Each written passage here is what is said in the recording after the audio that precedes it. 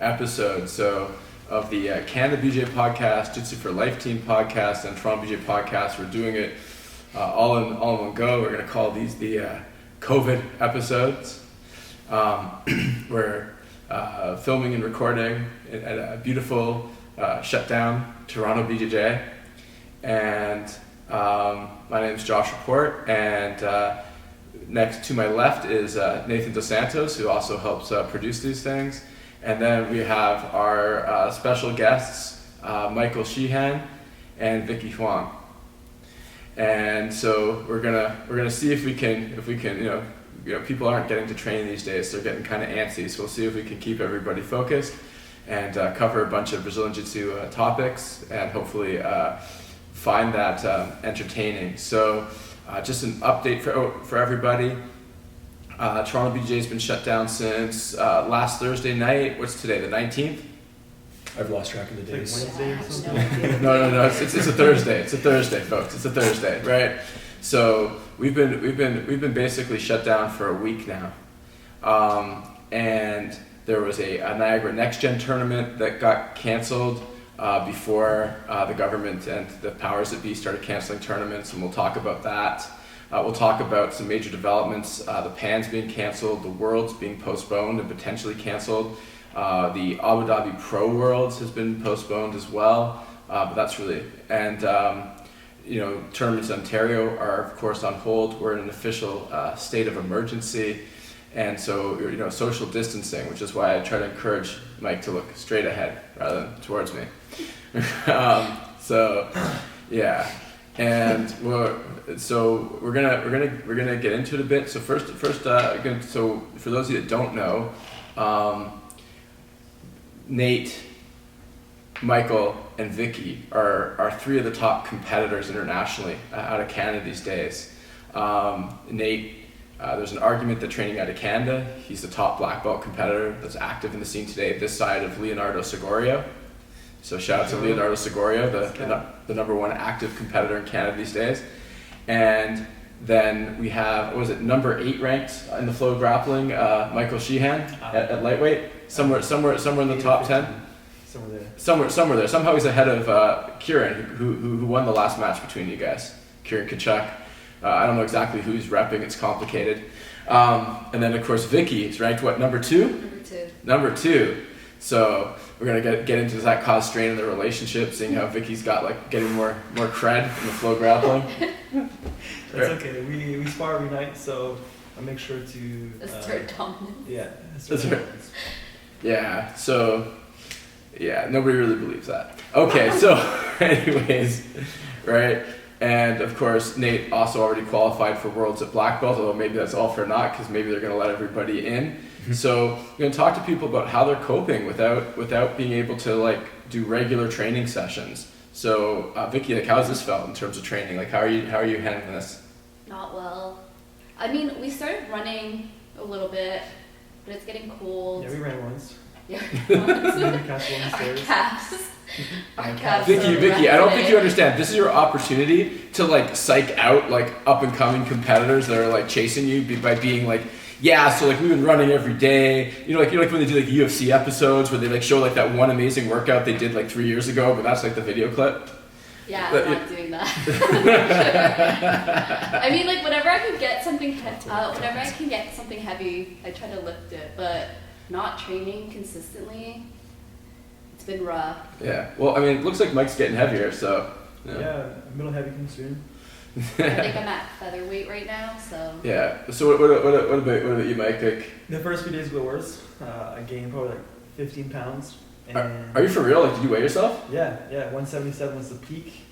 I wish, man. I wish. It was the peak. I wish you could see it too. And then now I'm 168, 165, maybe. A couple day binge. You don't know what's gonna happen. Yeah. Anyways. So I mean, there's a trend towards doing stuff at home. There's all these videos coming out. We're coming out with some videos too, so look out for some awesome videos for solo drills and partner drills that you can do, while we're all in the COVID lockdown. But so have you guys been sort of training or drilling with each other during this period of time? We got mats today. Yeah, we just got mats today. Oh, so we're gonna be doing a lot more. what type of mats? Puzzles? Just Yeah, puzzles, puzzles. really small puzzles. Where do you get them from? Shout out Canadian Tire. Got them from Canadian Tire, right? Yeah. Way to support small businesses, guys. That's the only thing left. They ran through all the kettlebells, all the dumbbells, all the barbells, and they just left us a couple of puzzle mats. So. Yeah, I heard you guys are looking for squat racks. What's that all about? Yeah, I'm gonna buy a squat rack Why? because we need to lift. His gains. We gotta, if we're gaining weight, we gotta gain in our lifts too. Yeah, no, so that's crazy. Like, cause Vicky, you compete what 107 in the gi, Yes. right? And now you're what, like 142 without? As of this morning, I was 118 without a gi. So 118 I'm without a featherweight gi. right now. Double C thick. So there we have it, man. That's like one of the other ladies, Melissa Biscardi. She's what 118 competitor. Yeah. So you went up like a whole weight class, basically. Well, technically, because it's 118 with the gi, I wouldn't make like featherweight now. Yeah, but don't a lot of people usually cut the gi weight? Like Yeah. so like you would, so ordinarily, like, don't you walk around 107, 108, and then you cut the gi weight? I would say I walk closer to like 109, and then I do like Yeah, I'm actually like 1 pound heavier. yeah. So I cut from 109. Just for reference, I'm Vicky's weight in what she is usually in pounds. I am in kilos. So like, yeah, she's like, oh, 108 to 109. Like, I think it's like a small difference, but I guess that when you're talking pounds and you're 108, 109, that's a big Yeah. difference, 100 right? kilos. What about Nate? How are you handling this? I don't know. I usually don't freak out and get nervous about this, but now it's been a week and I've been beating up on Joanne a little bit, and she doesn't train. So That sounds so bad. That sounds so no, bad. just like ankle locks, heel hooks. Yeah. Some- ankle couch. locks and Yeah. heel hooks. Yeah. What's her response to You this? gotta teach her She's the like- boring strike. Yeah. She's like, no, you gotta go train. Like she's fed up already, so it's better that I'm out of the house. Yeah, I think that's a lot of people And I experiencing think we're that. gonna train today. Yeah, we're gonna train. We're gonna get some rounds. You're training too, right, Josh? So session. one of the things is that during this lockdown you don't want to spread this. We're this sitting next to each stuff. other. Yeah, we don't want. Yeah. No, so that's why we want to be forward facing, right? That's why I asked for forward facing. So I'm trying to limit the people that I'm exposed to. So there's a person that's still working at Toronto BJJ. Like pretty much almost nobody's working at Toronto BJJ right now, and so I will just train with him. And we trained for the first time today, and then when we started to get sweaty, we stopped. Because we're like, okay, that's enough of that. Okay. And so, I mean... Isn't that how you always train, though? That's how I usually train. You know? I don't want to, I don't, you know, I feel if I perspire too much, I'll expire. You saw Kobe coming. Yeah, no. Like, so yeah, I've already calibrated my training for pandemics. So no, there's definitely some truth to that. What sucks is when you're sitting at a table with people that are all better than you at jiu-jitsu, you can't talk some smack like, yeah, I'll see you when you roll. It's like, yeah, that's I not don't good. know. The last time I rolled Josh, I think he Kimura'd me. I did not Kimura you. That last time we rolled, you got your guard passed, but that was after you got sweaty. No, can I tell you, I didn't Josh Kimura you, I just passed my passed your guard guard. and then got up and was like, done. And That's it. That's all you That need. was it. Wow. I don't even think he held me down for a second. He just got up and was like, we're done. I was just happy not to get my guard passed because like you controlled most of the roll, and you were also insane. I have to say this. Like this is actually a good point. Some people when they train they get overly competitive. Now I'm a recreational level person, so like I'm not, you know, like if I do a tournament it's for fun, but Vicky's very serious. And so Vicky was passing my half guard and she had a good knee cut position, and so I started to tilt her head towards the mat. Most people would have based out to prevent their head from hitting the mat, not Vicky. No. And So Josh has a challenge right now, and it's how long will it take to pass his closed guard? yeah, if I get collar and sleeve, right, and you start on the ground like on your You knees. never said collar and sleeve. I get collar and sleeve. That doesn't matter. Don't worry. Whoa, ouch, No. ouch. So ouch. if we put this up, leave in the comments how long it Yeah. will take to pass Josh's closed guard. Yeah. Yeah, each of us. Yeah. Yeah, so let's go around here. So Sheehan, how long will it take for you to pass my closed guard? Without the collar and sleeve, I can give you a humble quote at 40 seconds. 40 seconds. Yeah. Vicky, how long? No, because I didn't pass her guard last time, so. Yeah, It might but take a I little didn't bit longer. play closed though. I didn't start from closed. Which just is gotta outlast. even worse. I think. Well, but who knows if I can Because get you to. could probably lock a body triangle on me. Yeah, that's if true. you That's really true. wanted That's to, true. And then I'm just stuck there. Yeah. So basically, Vicky would win when I get called for stalling. So at the Yeah. minute 20 mark. So I'll wait for the 3 penalties. The 4th penalty, and then I'm Yeah. done. All right. So Vicky's at about a minute 20 to a minute 30, basically, based on me getting penalized. Mm-hmm. And then Nate, what about you? How long does it take for you to pass my close guard? Collar and sleeve. You're starting on your knees. I got collar and sleeve. My choice of collar and sleeve grips. I want to say 20 seconds, Mm-hmm. and it's going to be violent. It's gonna be violent. Yeah. That's what everybody says about Yeah, training with we Nate these days. scared early, you know? Nate only has 1 gear. That's not true. Even when he trains with girls. That's not true. I saw him We're 5 gonna have to get Joanne on here and ask. Yeah, but that was a competition training. Yeah, she's in the midst of all the guys comp training with us. And Marley held her own. She was actually beating most people, so I had to take her out. Everybody complains about Marley's grips, but Marley's anyways, Yeah, super crazy strong. grips. yeah. Okay, so we're getting too into people that we train with and talking about how that goes. And so do you think that Eric Fan could pass my close guard faster than you, Nate? Because you're saying 20 seconds. I think maybe he can I like. don't think you're gonna hold him in closer up here. Yeah, he can just stand straight and like I don't know if he'll be able to hold on He's just to. gonna relax his body and just Slither.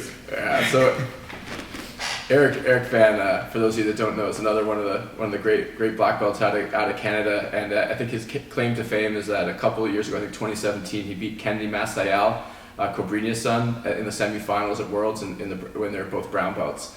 And so Eric Fan's definitely like a legit guy who has like a lot of wins over guys that are doing really well now at the black belt level. So we've gotten to that, the challenge, but definitely leave in the comments how fast do you think it'd take you to pass my close guard. Maybe we'll hook you up with some Hyperfly gear if your predictions prove accurate. Shout out to the sponsor of this podcast. Hyperfly and Next Gen Brazilian Jiu-Jitsu tournaments. You know, when we get the tournaments back online, and come and support. We'll get into that actually, because I think Next Gen, and we should talk about that, because the Next Gen tournament didn't have to be canceled according to the authorities. We talked to Niagara Public Health, but we made the right call, and now I'm sure everybody realizes that lives were saved because we didn't hold the tournament, or most likely were saved. You can't say with 100% certainty, but from a statistical point of view, several lives were saved. Done good. Mm-hmm. Yeah, so hopefully people come and support if the Next Gen in Toronto is back on in July. Right, like support that tournament. A lot of guys still wanted to hold their tournaments because they were in denial, but we were like, no, we did the right thing. It was a big one too, huh? Yeah, it was like nearly 700 people registered, but there were sort of gi no gi, so we're probably talking like 550 unique human beings were registered for the tournament. Right. And so yeah, like that it was big. It was already it was going to be a good day for everybody, but we made the right call, and hopefully that means that. Gyms were spared, people were spared some illness, and hopefully we'll move forward very positively. So we talked about it's tough during these training sessions. What are your favorite free online things that are happening now? Because we've got like John Danaher put something out for free online. You can choose your favorite Bernardo Faria thing at BJ Fanatics as well. Bernardo. Yeah. And we know that Mike's dying to do a Bernardo Faria impression. Don't Apparently do it. Bernardo Don't do gave it. him props. Right, so it'll be a huge honor for you to do his accent. It's a huge honor for me. It's a huge honor. Oh no, it's not really happening. Oh I'll bring it man. out later on. Yeah, that's great. It's only a little honor for me here to be here. Okay, so moving right along. We got some. We're Yeah, trying to put some curriculum up there. Yeah. So, and have you guys also seen that Jiu-Jitsu had something out too? Mm-hmm. Yeah. So, I don't know. I guess leave in the comments as well if you could see like what was your favorite sort of free thing that came out in the first few days. Yeah, I got his pressure passing. Oh, you got the pressure passing video? Yeah. Because I wanted to work on that more, and I just feel like he's the best at it. So I haven't watched it yet, but I'm gonna go through it. It's hilarious when he says over under brother. Oh, yeah, Under, brother. There you go. It's great. I mean, I was taking a private lesson from him and when he was explaining it, I just tried not to crack up. He's, by the way, a great instructor. Okay, so Worlds is possibly canceled. If Worlds is canceled for 2020, how does that make you feel? Vicky? Canceled for 2020 or Canceled. postponed? Well, postponed until Worlds 2021. What if that happens? How will you feel? I feel like this is like a big shock. Like we've been competing consistently for like I would say the last 4 to 5 years, it was kind of like a forced break for us. But we'll move on next year. Yeah. Maybe black belt next And year. just Josh and I were looking at the thing. You need to talk nice and close to that, and like Yeah. you're always yelling, and now you're quiet. Yeah. Huh? Yeah. I feel maybe because this is on, I can't tell how loud I am. Yeah, Just just give give it, Okay, yeah. there you go. Just give it, Vicky. Yeah. There you go. Just yell. There you go. But yeah, I think we'll. Imagine you're talking to Sheehan, regardless of what the conversation is. Just yell. For those of you that don't know the subtext to this, that you guys are in a relationship, right? Just so we're clear that we're partners. I don't know. I don't. Art. No. Yeah. Well, that's a great way to find out. We might be. We might be. Wow. It's a Okay. huge honor for her. Here in a podcast with her boyfriend. I really like this guy because when we go home, the training it doesn't stop. We just keep. This training. is why you need to open up the gym, Josh. Yeah, He has way too much people energy. are losing their minds for sure, right? So Nate, how are you reacting to the possibility of maybe no Worlds this year? I mean, obviously it sucks. I really wanted to go out, and this would be my second year at black belt, and I wanted to, fight the best people. Hopefully it's just postponed, but I mean, like Mike and I are going to keep training, and eventually when things go back to normal, things will go back to normal with the training too. So I'm hopeful that it's just postponed, but even if it's canceled, like the training won't change. My turn. Yeah. You're supposed to be forward looking, John. Yeah, sorry, forward looking. Yeah, I'm not actually too bummed. I think it's obviously a pretty serious scenario, and we have to be cautious and respecting and all that. I'm not too worried about my schedule and all that. I really like to train, and I have all my training sessions scheduled, but I like to mix it up, and this is definitely doing that for me. So if I just have to train with Nate and only Nate, then it's gonna be good training. And if I have to run past on the stairs, then they're gonna get ran, Josh. Yeah, so because there's like Roberto Jimenez and Mikey Musumeci apparently are just like chilling in the same spot, training, right? Sort of like the Pedigo submission arts people, but like just a couple of them. Yeah, we should just house some dudes here. Yeah, well, Perfect timing. perfect. I think now that this is, we're down to what we're down to, which is the absolute minimum skeleton crew of people doing stuff. Just to let you know, Vicky's keeping the Hyperfly orders alive. So if you want to order at hyperfly.ca, save yourself a lot of money over ordering from the other Hyperfly site. If you're ordering into Canada, hyperfly.ca, and Do we have Vicky a will. discounts code right now or Yeah, not? Do we- fan fly? No, I'm just kidding. Man. So, but we're definitely gonna we'll look into that, but maybe doing something a little extra if you're supporting us during the COVID break. So one of the things that came up is before PANS was canceled. In fact, we had to deal with the flights today or a couple days ago to make sure that you guys saved your flights as best you could. You guys all good? Yeah. I think Josh. Yeah. Expedia made it easy. Some of the airlines were really good, but Air Canada was bad. Really? They were difficult on some of the flights. I don't know if they were difficult on all flights. Were any of you guys booked on Air Canada flights? I might have been. I don't know. Yeah, I was like, I didn't look. I had two. Delta and Air Canada gave me trouble. Like, I still have to adjust my ticket. I was going to a family event, and it's obviously not happening now. And there was one other Hyperfly sponsored athlete from another academy, and we were able to save half of his ticket, but the half that was on Delta, we weren't able to do it in time. How can they not refund you? Oh man, it's Or that's even like a credit for later. Yeah. yeah. I mean, I don't know what the situation with that is, but hopefully we'll. But what I wanted to get into was with PANS. There was a Ricardo Amendolia was talking on Flow Grappling. I think it was on a Who's Number One show. And there was a PAN preview, and they were talking about middle heavyweight and who could potentially stop Leandro Lowe, and then Ricardo mentioned that there was Amiri Fowley and Nathan Dos Santos from Canada, and then when Bear's like, oh, you're just saying they're from Canada, that's why Ricardo just said, well, you don't know how strong Amir is.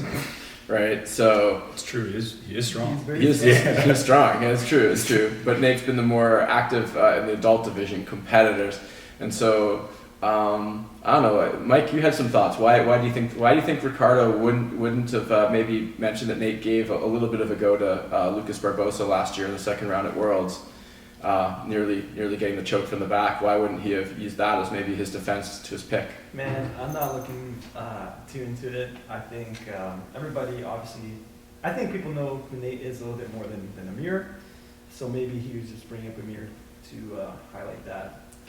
Or you I think Nate is a newer black belt, so maybe he just like. Yeah. New dog. Yeah. I don't know. I think you're I just don't know. looking into I it don't know what it too. is. I mean, think he might. my theory is that Ricardo's never serious when he's talking on those Who's Number One podcasts, and that Mike brought up in private that maybe Bear might know who Nate is, and so he'd be able to say some type of counter to it. Whereas maybe he wouldn't. Ricardo doesn't think he's as familiar with the mirror, so that Bear won't have as much to say back. I think you're to just it. looking into it. I haven't been out there as much as I could be, and I just think it is what it is. I don't think anything of it. Yeah. We have Ricardo on here and haggle him down himself. So here's a good question. What would your strategy have been if you'd faced Leandro Lowe at Pans? I think my strategy doesn't really change. I would still try to do my A game right away, which would be make really strong grips and get to close guard, and try to slow him down. But that's pretty much what I do with everybody. So I don't think it would change. What if he pulled guard on you? Then I would try to pass. What else am I going to do? That battle tested pressure pass. Yeah, yeah. I'm going to watch these DVDs. Yeah. So basically, you would have been in trouble before Bernardo gave you the free. Yeah. All right. So, all right. And I guess the other thing we should caught up. We have anybody talked to Vicky since? Have you given any interviews since your Who's Number One debut? I actually haven't. You haven't. No, I haven't. So what happened in that match, Vicky? Closer. We double guard pulled, and then I came on top. I got swept back into my guard, which I was kind of okay with. I wanted to come up to get the advantage, and I felt safer in my guard, so I was willing to sit back down after coming up for the advantage. I didn't lock China. I attacked a sweep into a triangle, but she threw her legs over right away, and we got into that weird what would you even call that? I'm not sure. Lock together, and I finally escaped back into my guard. I shot another triangle, but I wasn't successful, so I went for my sit down sweep. And as I was coming up, I knew I was going to come up into single leg X. I was trying to do a back step, but when you do the back step, you drop your knee on their stomach and your heel is lifted up. So she grabbed the toe hold, and as I was back stepping, she kind of swept me with the toe hold. So I didn't have time to pull my knee out of line, so it just popped a couple times instantly. So I didn't really have time to defend because I was getting swept at the same time. I've been there. I've had that exact thing happen. Yeah.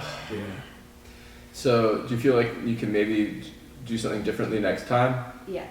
So you'd like to get a rematch there? Yeah, I think I signed up for Pans really last minute. I definitely want to fight her again. I think strategy wise, I can outgame her. We saw the triangles worked. She had the appropriate defense, the same defense every at time. Euros too. I caught her in a triangle at Euros, and it was the same defense. Yeah, just sitting down, crossing the legs over top, stretching the break. Yeah, I definitely think if I'm in my guard, I don't feel that threatened as of the last two matches. Who knows? People get better, but I felt pretty comfortable in my guard. Yeah. And let's see, Mike, your most recent thing was AJP? AJP, yeah. 2 matches. How'd that go?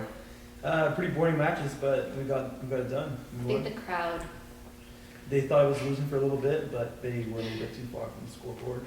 So. We couldn't see it, and the refs weren't doing a good job indicating towards us. So. Yeah, so.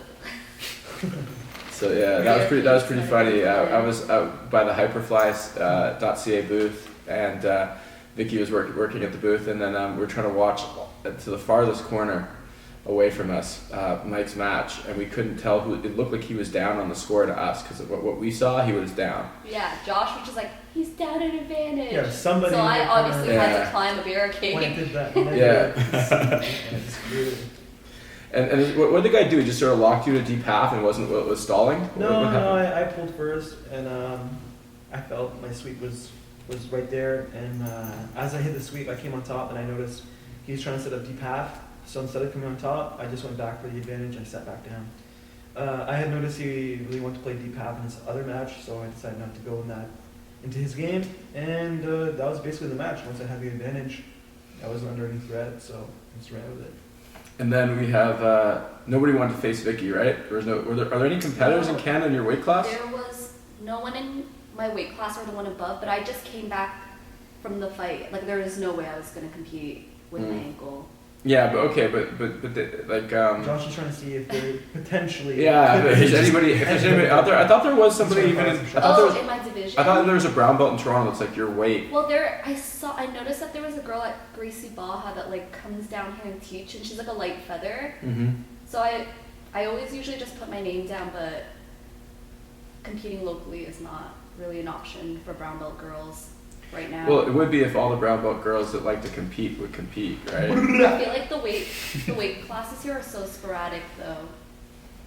Yeah, it's tough. It's tough. And then Nate, you had a match too, right? Yeah, I had one match. And how'd that go? It was good. I got to, I was trying to work on just being aggressive, so I made it happen, and I got to the back, and I got the submission. So I'm happy I got to work on what I've been trying to do. But yeah, there's just one match. There's no absolute. When you say work on what you've been trying to do, like I just remember watching the match and hearing this huge slapping sound. Did you slap the guy in the face? With my foot. So explain why you decided to slap the guy in the face with your foot. Well, it wasn't intentional, but like It wasn't intentional. Yeah, when you put the hook in. You're working on what you're working on. You're glad you got to do it. It wasn't intentional. Okay. Yeah, when I threw the hook in, it just went really high and it slapped him in the face. But I feel like that's just the way Nate trains and rolls. You have to catch. If you ever like sit out and you like watch him, it's kind of like you have to like look away because you can't make direct. You're probably watching a competitive roll, because if I roll with like an average student. I don't know. Oh, nah. So 100%, I could. Just one gear. We've rolled before. It's different. Yeah, it's Yeah. different. But even like Vicky also has one gear. I'll say that. I'll usually reserve I'll- my warm up. I'll agree with Mike on the Vicky high gear thing. Vicky's got one gear for sure. But I'm a little girl. Yeah. She's the unseen little girl. Uh, But if you give her your arm, she will tear Mhm. through it. So basically, for those who didn't see the match, although you can probably find it somewhere online, Nate was trying to take the back, and then was it your left foot? Yeah. He slapped the guy super hard on the face with his left foot before placing the hook. Yeah, I mean, it happens. Yeah, and then how was the guy's face afterwards? It's fine. He's fine. He's a cool guy. You feel Like, good? he was cool. I understand he's a cool guy. He's a cool guy. I'm a cool guy. We're all cool guys. He was fine. Dude, have you ever seen a The ref larger? was cool too, right? Yeah. Everybody was cool. She was cool. Oh, Yeah. she was cool. Yeah. Yeah. All right. Girl guy. So anyway, so apparently there's like a new move that people can get away with. I'm gonna call it the Nate slap, where you go to throw the hook really high over the shoulder, slap the guy in the face with your foot, and or girl, depending on who you're competing against, and then place the hook by their hip. Actually, one time in Montreal, I did that probably like 2014. So it was a long time ago. So it's not like it's a. Was it It's a recurring was it thing was it here. the same guy? Distraction No. tactic. No, it wasn't. Who But did you- as I threw my hook in, I don't know. I think it was purple belt, and I threw my hook in really high. I slapped him in the face, and he was like, "What the?" And he swore, and he got DQ'd because he was complaining. So I These don't know. unintentional kicks are always working out.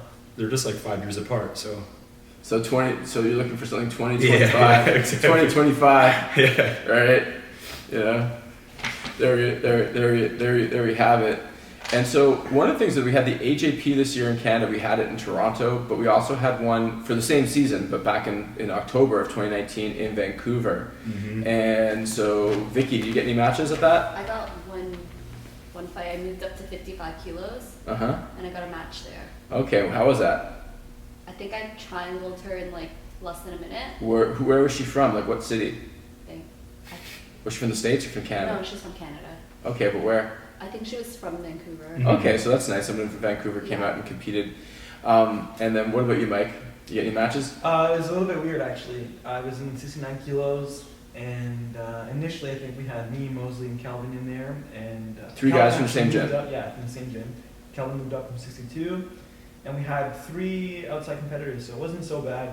Hopefully we'll all get a match and call it there. But what ended up happening is the other 2 guys, or 2 of the other 3 guys, pulled out, and that left us with 2 teammates and 1 opponent. So I decided to reach out to somebody to move from 110 to 77, because I noticed he had moved from, I think, Masters 177 to Adult 110 or something, just to get a match. So I messaged him, hey man, let's get a match at 77. No need to fight those gordos, just come over here and let's get it popping. And that was it. He did it, thankfully, and we had a good match. Oh, and which gym was he from? I don't remember. I'm not sure. Was it local? Yes. Okay, so another local guy. Nate, you get any matches? I did not. I did not get a match. And basically what happened is, like, there's a guy in my division, and we're both signed up. So I think we had one guy actually a few days before, but he ended up going to like Masters, or he actually he pulled out. So then, yeah, we flew to Vancouver. I cut weight, it was like 4 pounds, not a big deal. But Don't tell Vicky that. yeah, okay, yeah. My 4 pounds is a lot different than like the ratio, right? But and then I was at the tournament. I warmed up, and he no-showed.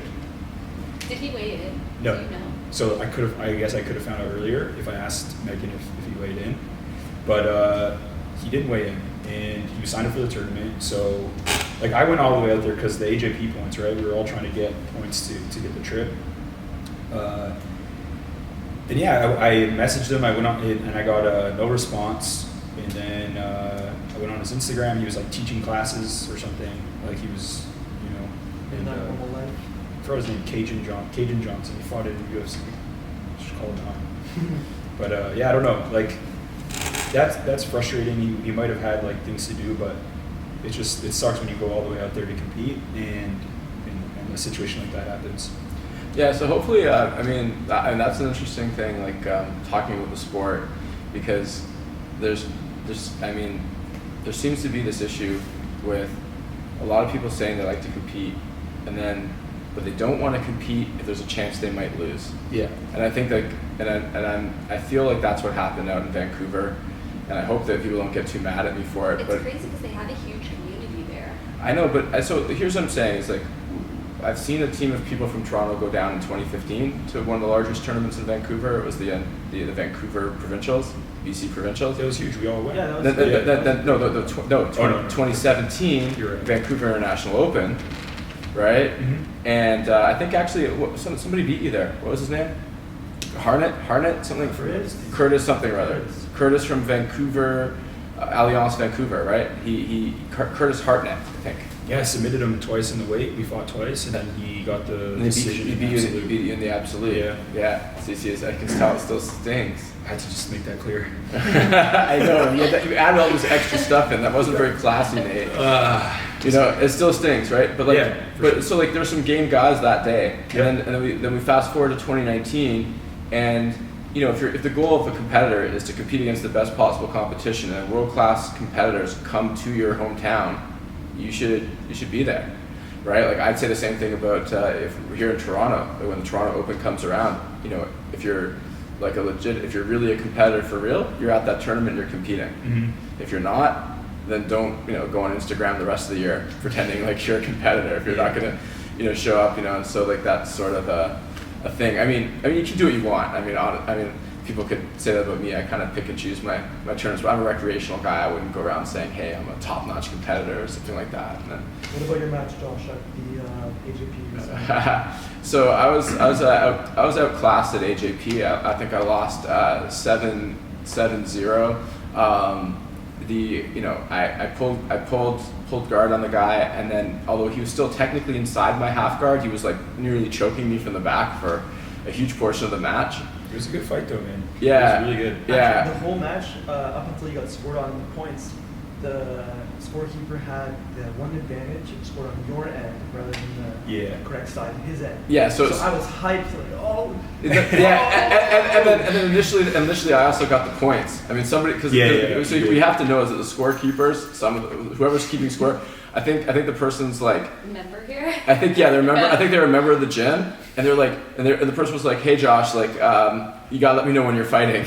So I don't know if the person was trying to fix the match for me, but anyways, they had to change the scoreboard. But since there wasn't like a lot of scoring going back and forth, it was kind of obvious that they just had it on the wrong side. I think it had been like a close match, like say Dynas at Worlds against Levi Jones Leary, where it was like 12-12, and then Levi Jones was up one advantage. They're flipping the scoreboard a little bit when there's like 6 sweeps and stuff like that might have changed the outcome. But it was an easy fix for the referee. She knew she was on top. I think she was the best ref. I think the the ref. incorrect part was the color. So you had the red belt, but the advantage was going to the other side. Or the scorekeeper had the red belt for the other guy. Mm-hmm. So he put the red belt with the advantage, not knowing that that's not who. Yeah, I mean, I'm pretty confused too. But so basically, eventually I actually started to do like a little bit better. And I came up and nearly scored a few times, while it was still 0-0 on the point side of things. Yeah, I mean, but then the person got a passed amount, and then I got back to half guard, and then I tried a couple of submissions because I didn't feel I had time to score. But when you're a very recreational guy, when your coach is like telling you to come up for 2 points when you're down 7, knowing with like 5 seconds to go or 10 seconds to go, because you need a submission to win, but the person's like, no, just like score some points. You can say he's got some points. It's just like the spirit. I was coaching Josh, so it's just like I just wanted him to just come up and get some. You fought well the whole match, so like it was just the energy, Yeah. Oh yeah, no. And I mean, I just felt from the angle that I wasn't going to be able to sweep. You're just too logical. And then passed him out. I just didn't feel I was going to get. You have to have heart. Yeah. Josh, you can't teach heart. You just gotta believe. Yeah, I didn't know what the advantage situation was. I assumed I was down multiple advantages. I might have been wrong. So I didn't think that like just sweeping and maybe passing the guard was going to be enough. I felt like I had to sweep to mount. And so my only route, I felt with 15 seconds or less to go, that the only way to get it was submission. So I tried a Kimura, I tried a Kimura, and I tried an armbar, and they weren't close. And JJ Filipovic from I think it's like Fifth Dimension. Hopefully I didn't get the school wrong. Zenith affiliation out of the Hamilton area. Definitely took care of business and was like just a class act before, during, and after the match. So a big shout out to him. I hear he runs when this COVID thing isn't going on, an amazing open mat that a lot of people in the Hamilton area look forward to, and seemed like a great guy. And I mean, hopefully next time we face each other, I give him a better match.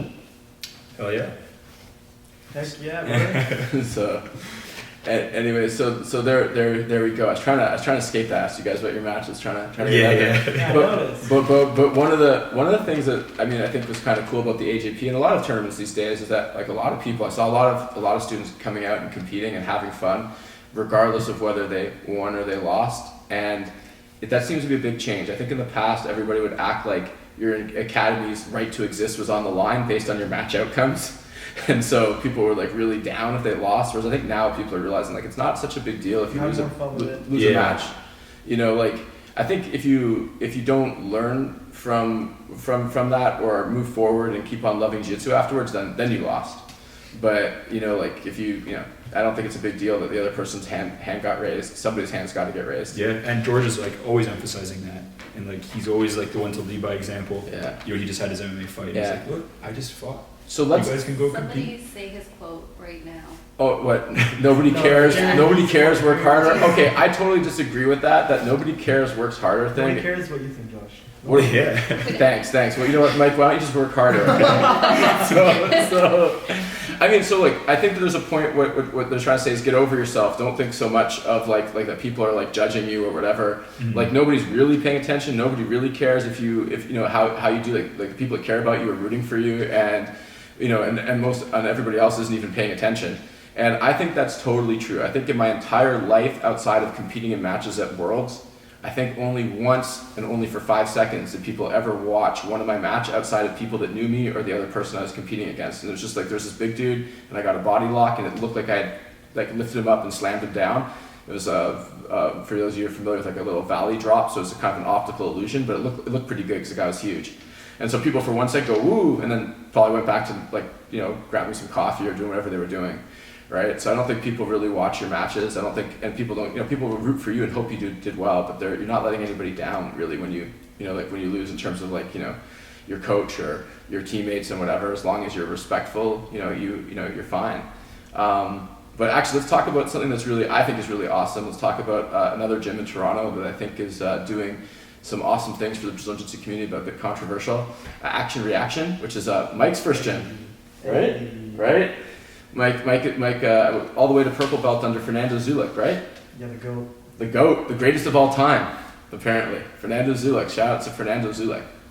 And so one of the things is that he's imported, I don't know if it's 10, 20, 30, 40, or 50 people. I think it's less than 40, maybe less than 30 people from Brazil are like from Cicero Costa, and they're staying, they're sleeping in the gym or they're doing whatever they're doing, and they're competing, and they're like, most of them are really good competitors. Am I wrong about this?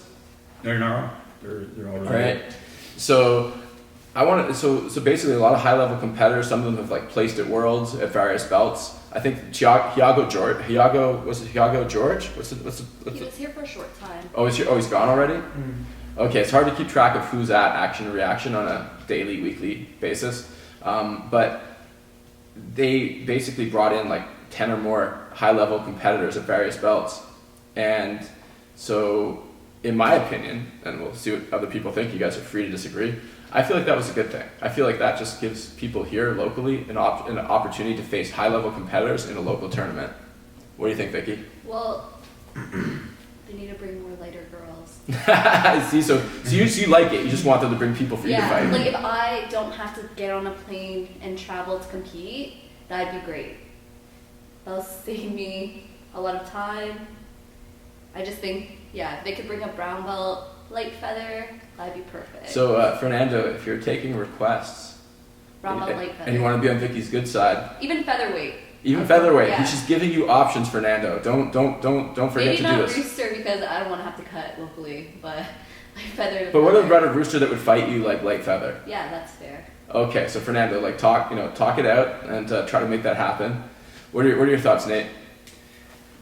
Sorry, I'm just watching the audio response here. I can't stop. I can't help but praying. stare at Am that. I not talking long enough? I don't know. Yeah, I'm praying that your mic is on and works, but if it's not, you'll hear a faint echo of Vicky in the background and. Just Subtitles. Yeah. Vicky, speak of the. mic check. Okay. Yeah, it's going. Oh, it's wow. going. It's going. That's what I need. Where Yes. was that? Okay. So. So I have to like press the lips.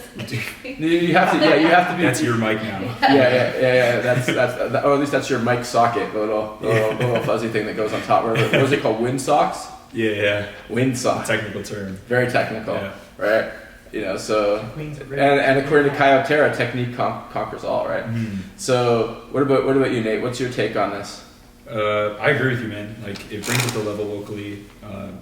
It gives us it brings up the scene altogether. If good people are here, then you're gonna have to compete against them. I saw Mosley fight against a bunch of them. Sheehan, you fought.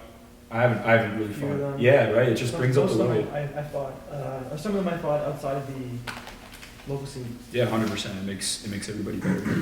Yeah, like so Sheehan fought somebody, Jefferson Garassi? Guaresi or and you went 1-1, although you got the gold in Toronto. At Toronto Open. And you fought at Worlds last year. Yeah, and he beat me once before all of that in New York, so we're 2-2. 2-2, but you won at Worlds, the match, right? And he won the Abu Dhabi Pro brown belt last year, right? That like at the Worlds Pro. Mm-hmm. So this is the type of awesome caliber of jiu-jitsu that Action Reaction is bringing to the Greater Toronto area, and it's I don't know, I think it's cool. I'm sure since Fernando's your former instructor, I'm kind of like saving you in case you have an opposite opinion, but you like it, right? No, it's all good, and it benefits the community in a lot of different ways. We get good refs who know the rules, who are up to date with modern times, and they're not gonna mess up too bad in comparison to somebody who's not so up to date, and that's important. Okay, so not only does it help raise the level of competition and give us like a benchmark to see where we are Just on the world pushes scene, everybody to get up to date and get on board. and we get better reffing, which makes the matches more enjoyable for everybody at all levels and all aspirations. And I don't have to climb barricades. That's looking She's acting like she was trying to climb the barricade. You know, her main approach was to try to like look underneath everybody because she was shorter. Everyone's I so don't think- tall. yeah. Don't you have like multiple photos of like hanging off the I'm barricades? always. Yeah. I'm honestly so surprised I haven't been banned from local tournaments yet. Because sometimes. So Tony Isaacs, the head of most OGA reffing, if you're listening, you know, what's up with, why hasn't Vicky received a warning? Why isn't there a formal warning about Vicky hanging over the barricades? Harassing The us. smallest dogs bark the loudest, A no? little jealous. Well, Chihuahua's a great type of dog. You didn't throw any water bubbles though, huh? I threatened to Oh, you threatened to throw. I threatened to throw it. you gotta relax with that, Vicky. You gotta. It's Yeah. for the right thing. For the So- love of jiu-jitsu. We're gonna put her in some therapy and sort through this together, you know? Well, I think therapy, even for everybody, could be like a really positive thing. It's really, you know, mental health is so important these days and every day. But one of the things that came out of this is the idea that some people complained about these guys coming here because they take up all the medals, you know, like, and people want to win. And that's not. I mean, the point of competition is to try to win and win if you can. But it's not. It's not. What? Oh, there are people. I even heard a coach say that if you're like placing top 5 at like high level international events, blah blah blah blah blah, that you shouldn't be competing in the locals, right? Because it's discouraging to the local people. But that's only if the local people want gold, and that's it. And they want to win. They don't want to face any real opposition. I think most people that compete want to win and feel like if they won, they really accomplished something. So they're not trying to like game like exactly who shows up. And I mean, if you are, then I mean like you're right. But you know, ideally, you know, you don't game, you know, you don't get to like game that. And so I think that's like a thing. So, you know, I mean, it's safe for me to say this during the COVID lockdown, right? People aren't going to come and beat me up right now. They might get me later, but, you know, right now they're practicing social isolation or whatever. Mm-hmm. So, you know, that should be good. But it's one of those things in our community that if we want to grow the sport, you know, iron sharpens iron, and most schools are sport teaching at least 50% or more of their curriculum is sport jiu-jitsu, like, you know, like sort of how to sweep people and submit them in a sport jiu-jitsu context, even if they don't really come out to the competitions. And so we might as well have the best you know, competitions we can and grow that and bring our students out, and hopefully the instructors pre-frame their students saying, hey, it's okay, like just do your best, and that's all we need from you at the tournament. Just put your jiu-jitsu on the mat and we'll work from there. So I guess a big question is, I guess moving forward, what do you guys, what are things you think about jiu-jitsu that you think maybe are like under discussed, or things that are on your mind, Vicky? Just Under discussed, like what about What do we need to talk more about? Bernardo? is there such a thing as women's jiu-jitsu? Let's start there. what is women's jiu-jitsu, What Vicky? is, yes. You know what? I feel like I'm very lucky to be from Toronto BJJ. So like my outlook on women's jiu-jitsu might be completely different from someone who's training at like a smaller gym. Like if anyone knows Toronto BJJ, they know it's like a female positive gym. If anything, like I would say we get a lot. We're pretty privileged here, being a woman in training. We have like comp classes. You're gonna get me in so much trouble. For I those think who, there's a women's only class 7 days a week here. it's almost No, it is. no. It's what we have Monday. Except for Friday. Monday, yeah, Wednesday. there's Yeah. Monday, Friday's a day in the week, Vicky. Yeah. So we get 6 days a week, and honestly, like even our like the ladies who have a full-time job, have kids, they're all super dedicated, and they train at least 3 times a week. So shout out to all the ladies training lots of classes. Keep up the good work. They have a tight-knit community. Yeah. They're very tight. Yeah. You know, I think like Yeah. you, Andrea, and Megan like really boosted it up. Like, Yeah. you guys started. You didn't have that many, right? Like when you guys started teaching, or When especially I- Megan was started. I teaching wouldn't- first. I wouldn't say that. When I first came here, I think there was already a group. Like when I first started jiu-jitsu, I've always was told like Toronto BJJ had the best women's team. Mm-hmm. Like I was just told that over and over again. Right. So by the time I got here, I was already a blue belt. There was a group of females training. No one was. I think it was at a time where like they weren't competing as much. Mm-hmm. And then me and Megan came here from 905. We started training together. We started traveling, going to Euros. Right. But we're very privilege Well, here. okay, Training. so one of the things to talk about first of all before we get in trouble with Nacho, aka Nathan Rector, although most people just know him as Nacho in the community, also known as the Mat Man because for a lot of tournaments he's the guy that brings the mats to and from. Is that Nacho had a women's only class and it was like 20 plus to 30 a night, Tuesdays and Thursdays. When I started here, George was actually teaching the women's class. Yeah. From what I remember. There might have been some brief interludes, but yeah, like we've definitely always had high level instructors teaching the women's classes, and so today the high level instructors that teach those classes are Megan, Vicky, and Andrea.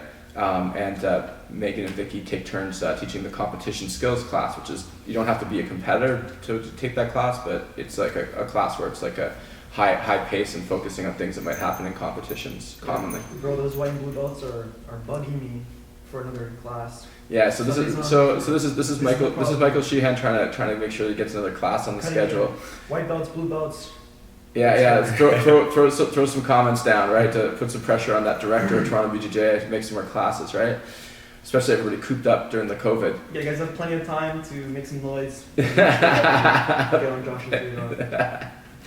Yeah, so I mean, there were a lot of women, but I think there's more women now training like at all times. I think that back in the day there was a lot of women training the women's only classes, and then it was much more dispersed. But I think like now you go to a regular evening class and there's always women training, and there's a lot of women training at other academies as well. Mm-hmm. And so it's going on. But you think there's something such as women's jiu-jitsu? Like I think there's women who train jiu-jitsu, but like what is women's jiu-jitsu? What does women's jiu-jitsu mean to you then? Or is it a separate thing? Okay, it's you just agree. Women training jiu-jitsu. I don't like when they separate the two, because then it becomes this thing of like, oh, like let's teach jiu-jitsu for women, like self-defense, like very like cute and like fun. But no, we're learning technique that we see the men do.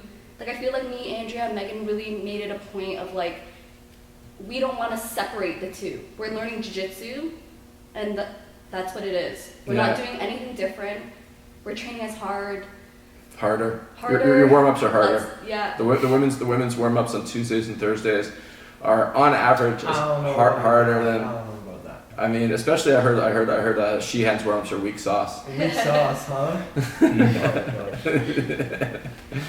I mean, I will say that like I used to have an issue when I walked by the women's class because see the guys waiting for the next class and they'd be like staring at the class, and then after a while I realized they were really only staring at the class when technique was being shown because they were trying to learn some technique for the most part, and so it was pretty like, and you could definitely like if Megan was showing like some arm locks and stuff like that, like it's definitely not jiu-jitsu light in the women's class, right? So I think that's sort of a key thing. So if we were to give advice to other academies that are thinking about running women's only classes, make them like your co-ed classes, which may be by default men's only classes, hopefully not. Do it that way because you'll get a way better thing. And also women don't really care if a woman's teaching the class or if a man's teaching the class, just care if it's taught well. I mean, there could be some religious or other reasons why they would care, but for the most part, we don't have a problem if a guy has to sub in to teach a class, and we don't have women teaching those classes because they're women. We have them teaching them because they're good. So I would say that you don't have to wait until you can develop a female instructor if you don't have any good female instructors available at your school. You could just, if you could teach it, if you're the head instructor or whatever, go ahead and teach it, and just be building your instructors as you regularly would, and you'll be fine. Can I just say something? Like, please do not dumb down jiu-jitsu just for women's only classes. That's like one of the most frustrating things. Like, just dumbing down classes for like women's only classes. I would say by and large the women at Toronto BJJ are as technical or more technical than the men. I'm going to ask some of the guys their opinions on this because obviously Vicky's going to be biased and she is super technical. Nate, your thoughts? I mean, everyone's more technical than me apparently. Okay, don't make it about you. This is about you. That is such a man thing to do. You made it about you. Okay, you slap people with your foot. Okay, you know you do it. Let's move on. We're talking about how do you feel about the technical level of the women at the academy where you train and teach? I mean, it's the same. It's the same across the board. I think it was last week I was watching one of your last classes. I was like, oh, I'm gonna see what Vicky's doing. I wanted to learn some details. So, I mean, it's the same. Yeah. Yeah, and of course, I don't know, if, Mike. So Yeah, so Vicky seems to believe that if we go Oh. Vicky seems to believe If we went technique which for we technique, did yesterday night, yes, somebody but got their guard pass. no, as soon as I lower my strength, she goes 100% strength. No. It's As soon as impossible. I My do my 100% is like your 40%. No, but we're both supposed to be zero. No, zeroed that's out, not how that works. Flat line. I'm just going technique for technique. And I passed. But yeah, she seems to. No, I didn't get my hook in, but I almost did it back. well, okay. Anyways, yeah, the Okay, outside of Vicky. outside of Vicky. Outside of Vicky. I don't train with a whole lot of the other girls. I know Marley is practically strong or stronger than half the dudes at the gym. Yeah, and her Marley technique is is right up there as well. so Andrea unassumingly armbars me tall. and doesn't let go. So. Megan, What? Andrea is the strongest armbar of all time. really? Yeah. Her and Megan have some good details on how to Yeah. tighten how to tighten a Close basic. armbar. She's Yeah. really good at that. Rolling Megan is like the wild, wild west. We have pretty similar styles, Yo, her and I. him watching Megan and Mike roll is like insane. Just diving. Just diving for like transitions after transition.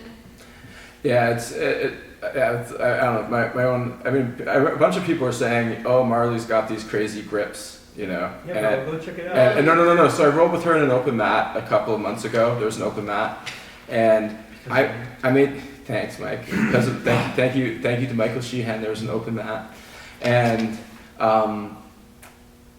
I took it like just I was going like just like a little bit easy for the first 5 seconds. No. So she got me in that range where she had a good collar grip, and then the rest of it was me just getting out of chokes. Like I'm not gonna lie and say she submitted me, but like I mean like I was gargling. I was like it was Marley's like close. one of those people that like if you don't. I don't even know. If you let things get too far, Yeah, you can't if you come get back if from you get it. into her game, it's gonna be a tough It's like go. she just inches her way, and once she gets into her game, like you're not coming back. Yeah. It's impossible. And I'm like double her size almost. Yeah. And I mean by the end of it, I was using every ounce of strength I had, and then that was it. I was exhausted for the day. And that was like my second roll or something like that, or third roll, and I'd gone really like. Well, that follows protocol, right? Once you sweat, you're done. Yeah, that's Hit the threshold. that's the general. So guys, if you're a Masters Division competitor in Ontario or whatever, and you're at the Toronto Open, you're thinking should I sign up for Masters 3 Ultra? Just remember, I'm an easy fight. You know, come get register. that deep path. Come register. I think there's people that are just praying when they can get their black belt to face you. Right? Yeah, It's not- VJ Hemmenshaw. Is he Right. Yeah. It's not a black belt. He's not a black belt yet, but I mean, like, I'm also not stupid enough to go for a triangle that's against crazy, him. man. BJ, he deserves it. The triangle stack defense, the pass, man. He Yeah. always gives it up, and he gets. No. I agree. David And Jag is black belt right now. and For his instructor, I want the black. I think whatever to say about VJ is he'd be a very tough opponent.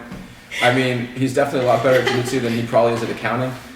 Oh, wait, was that shots fired? Just kidding, VJ, don't sue me. I don't know if he actually has a sense of humor. I gotta tell you a VJ Hemmenshaw story. So for those of you that are in the local scene, many years ago there was a Toronto Open, and VJ and Scott Lewis, his instructor at the time, and I went for sushi the night before, and VJ was like, "Hey, there's this guy in your bracket named Garner Lupo. Can you tell me what he does? Like, give me some tips." I'm like, "The guy's on my team. Like, I'm not gonna give you some tips about it." He said, "Come on, man, come on." And VJ ended up buying dinner. Very, very generous of him. Thanks, VJ. And so he's like, "Come on, man." After he paid for dinner, like, any tips? And I'm like, "Well, you got to watch out for the Lupo." And he's like, "Oh man, whatever, blah blah blah." So then the tournament happens. I didn't see the match, but he goes, "Man, why do you tell me to watch out for the omoplata?" And I looked at VJ. And I said, "That's the Lupo." Yeah. So, ever since then, I feel like VJ's been a little bit upset with me, but hopefully we're cool. But that was a super fight that was suggested before. But if he registers for my division when he gets his black belt, I'm probably not going to duck out. So, that could be fun. He's versus Josh. he's a good competitor. I think a former pro wrestler. It's probably tough for him that he's not allowed to talk during the matches. But WWE. like. Yeah. That's where the Jaguar. Man. That's where the Jaguar. He was called the Jaguar, not the Jag. He's the Jag to me, man. In my heart. Okay, in Mike's heart, he's got a different nickname. Yeah, let me see where we got totally sidetracked. How do we get to BJ? What was before that? People are frothing at the mouth to fight you. Oh, I don't think too many people are frothing at the mouth. I mean, Danny Roney's beat me. Hopefully not. Beat me. Yeah, hopefully they don't have rabies or the COVID. Yeah. That's not how COVID works, by the way. So I've been told. So I think Danny's beat me like 7 times. John Cole's beat me. Now JJ Filipovic. I'm trying to think like who else locally enters those divisions. There's one other guy that I fought that's sometimes local to Ontario.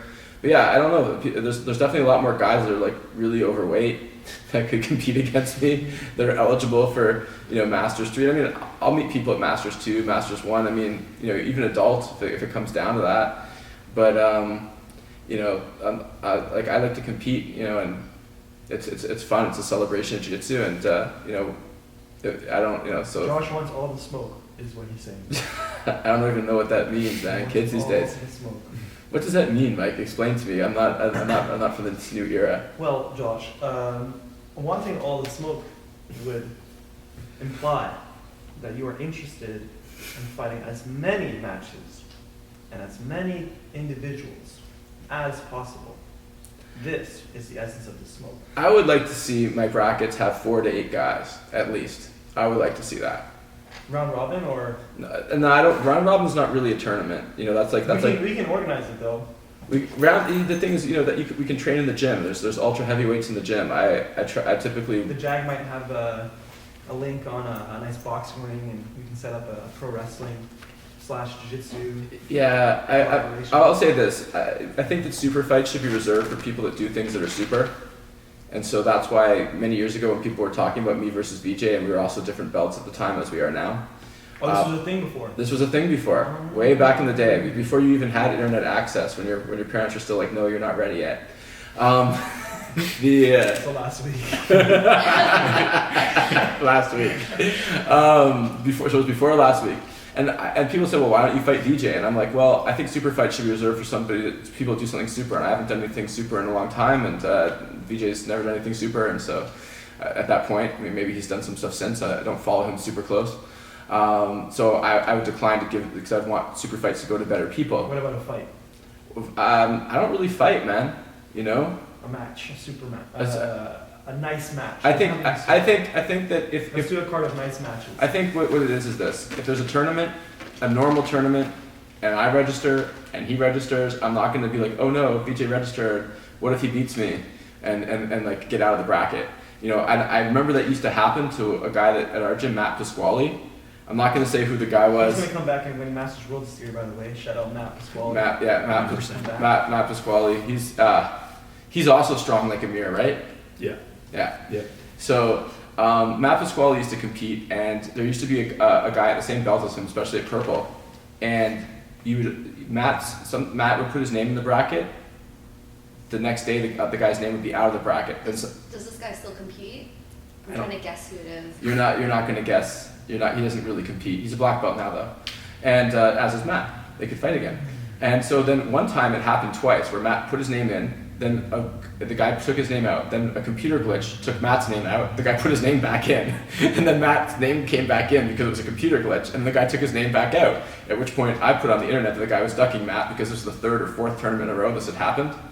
And the guy saw me on the street. I was volunteering at John Polani High School, which is like Lawrence and Allen Road.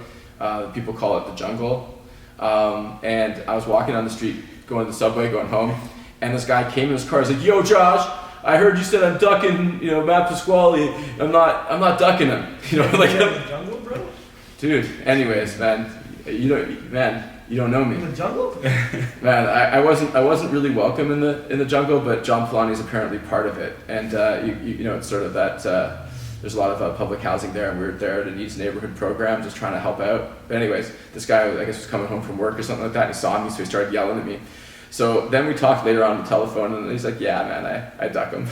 He's like, yeah, he's just too tough, he's too strong. At least he admitted it, Maybe this guy, he took Matt off his rails, off the tracks, and slowed down the momentum, and that's why. No.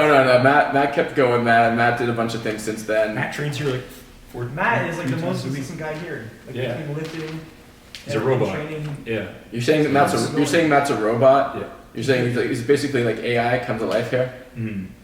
Yeah. All right. So you can check out Apex. What's it called? Apex Strength and Conditioning. Apex Training Center. Apex Training Center, right? That's and that. the Long Talk podcast. And the Long Talk podcast. Okay, I'm not sure that's appropriate for.